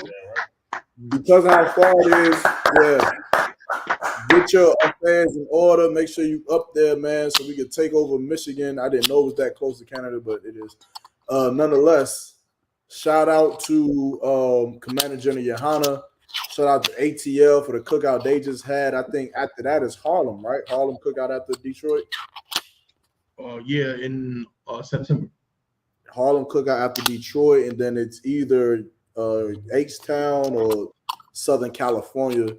They'll be coming in after that, man. So there's, you know, but get to them cookouts, man. These cookouts they're a big thing, man, for the UPK. And again, it's shout out to everybody that's been rocking with us on the Chain Breakers podcast. We will get better. All this stuff is gonna get better. Equipment gonna get better. Topics gonna get better. Everything gonna get better, man. And that's about it. That's all I got. So like, damn right. That's a fact. Hawan, what's up, bro? What you got? So shit. I would say, you know, Detroit Cookout, man, you know, about to turn up for like I said. Why this nigga trying to be all cool and shit, man? Right. Nigga said, Hawan is cool, bro. Nigga said, shit, bro. Shit, bro. I mean, shit, you already know what the fuck going on, bro. Oh, man. Most High in Christ. Nadia, what's up, bro? What's the word? Yeah. Just make it to the Detroit Cookout. That's all I can say. Damn right. I got much to say, man. I was gonna say the waters to my brothers, man. My brothers, Officer 1,000 yard mop, Officer 50-1, trooping at the yard. You know what I'm saying? Shout out to Captain Yagarwap, shout out to Officer Kowal, shout out to the whole North Carolina, shout out to whole UPK, man. Everybody, man. Shout out to Atlanta, shout out to South Carolina. I mean, shout out to the whole UPK, man. Make sure y'all go to that Javelin website. Is it javelin.com? What's the website? JavelinWear.com. Javelin, go to javelinwear.com. That website was hooked up, you know what I'm saying, to perfection by Sister Sienna. You know what I'm saying? She does excellent work, you know what I'm saying, when it comes to building websites and graphics too. You know what I mean? If you need something like that done as well, hit up Officer Yarmont, he can plug you in, you know what I'm saying, get that done. But other than that, man, appreciate everybody that tuned in today. Keep rocking out with the Chain Breakers podcast. As Officer Yarmont said, we're gonna get better and better and better. What's the technology? Try to, you know what I mean, give y'all what y'all need, man. Hit us up, chainbreakerspodcast@gmail.com. Chain Breakers, you know what I'm saying, _TV on Instagram. You know what I mean? Hit me up, Dapper One on Facebook. Hit up also y'all on Facebook. Talk to us, tell us what you think we should do to upgrade, get better and everything. You know, any ideas, you know, as well. All right. Also, don't hesitate to get on the show. There's no problem to just put you on. You know what I'm saying? You can call in. I mean, basically, we'll give you the link and get on the show, talk your shit, tell us what you think, tell us we don't know what we're talking about. You know what I mean? Just dialogue with us. All right. And the Wiz is better than the Wizard of Oz. Also, if you think that I'm saying something that is egregious and ridiculous, go on to Facebook. Officer Yarmont just put up a post too with the link to the Chain Breakers show for today, where he told y'all that I said the Wizard of Oz is better. If you disagree, then go in there and let me know. Tell me why I'm wrong. Don't just come in there and just say, hey, you're wrong. Tell me why I'm wrong. You know what I mean? But that's all we got for today. So to the brothers, we say shalom. Yahweh Shem Yahweh Shabbat Thumb. to the sisters, Yahweh Shema Al Thun, Bashimi Hawashah. We'll see y'all.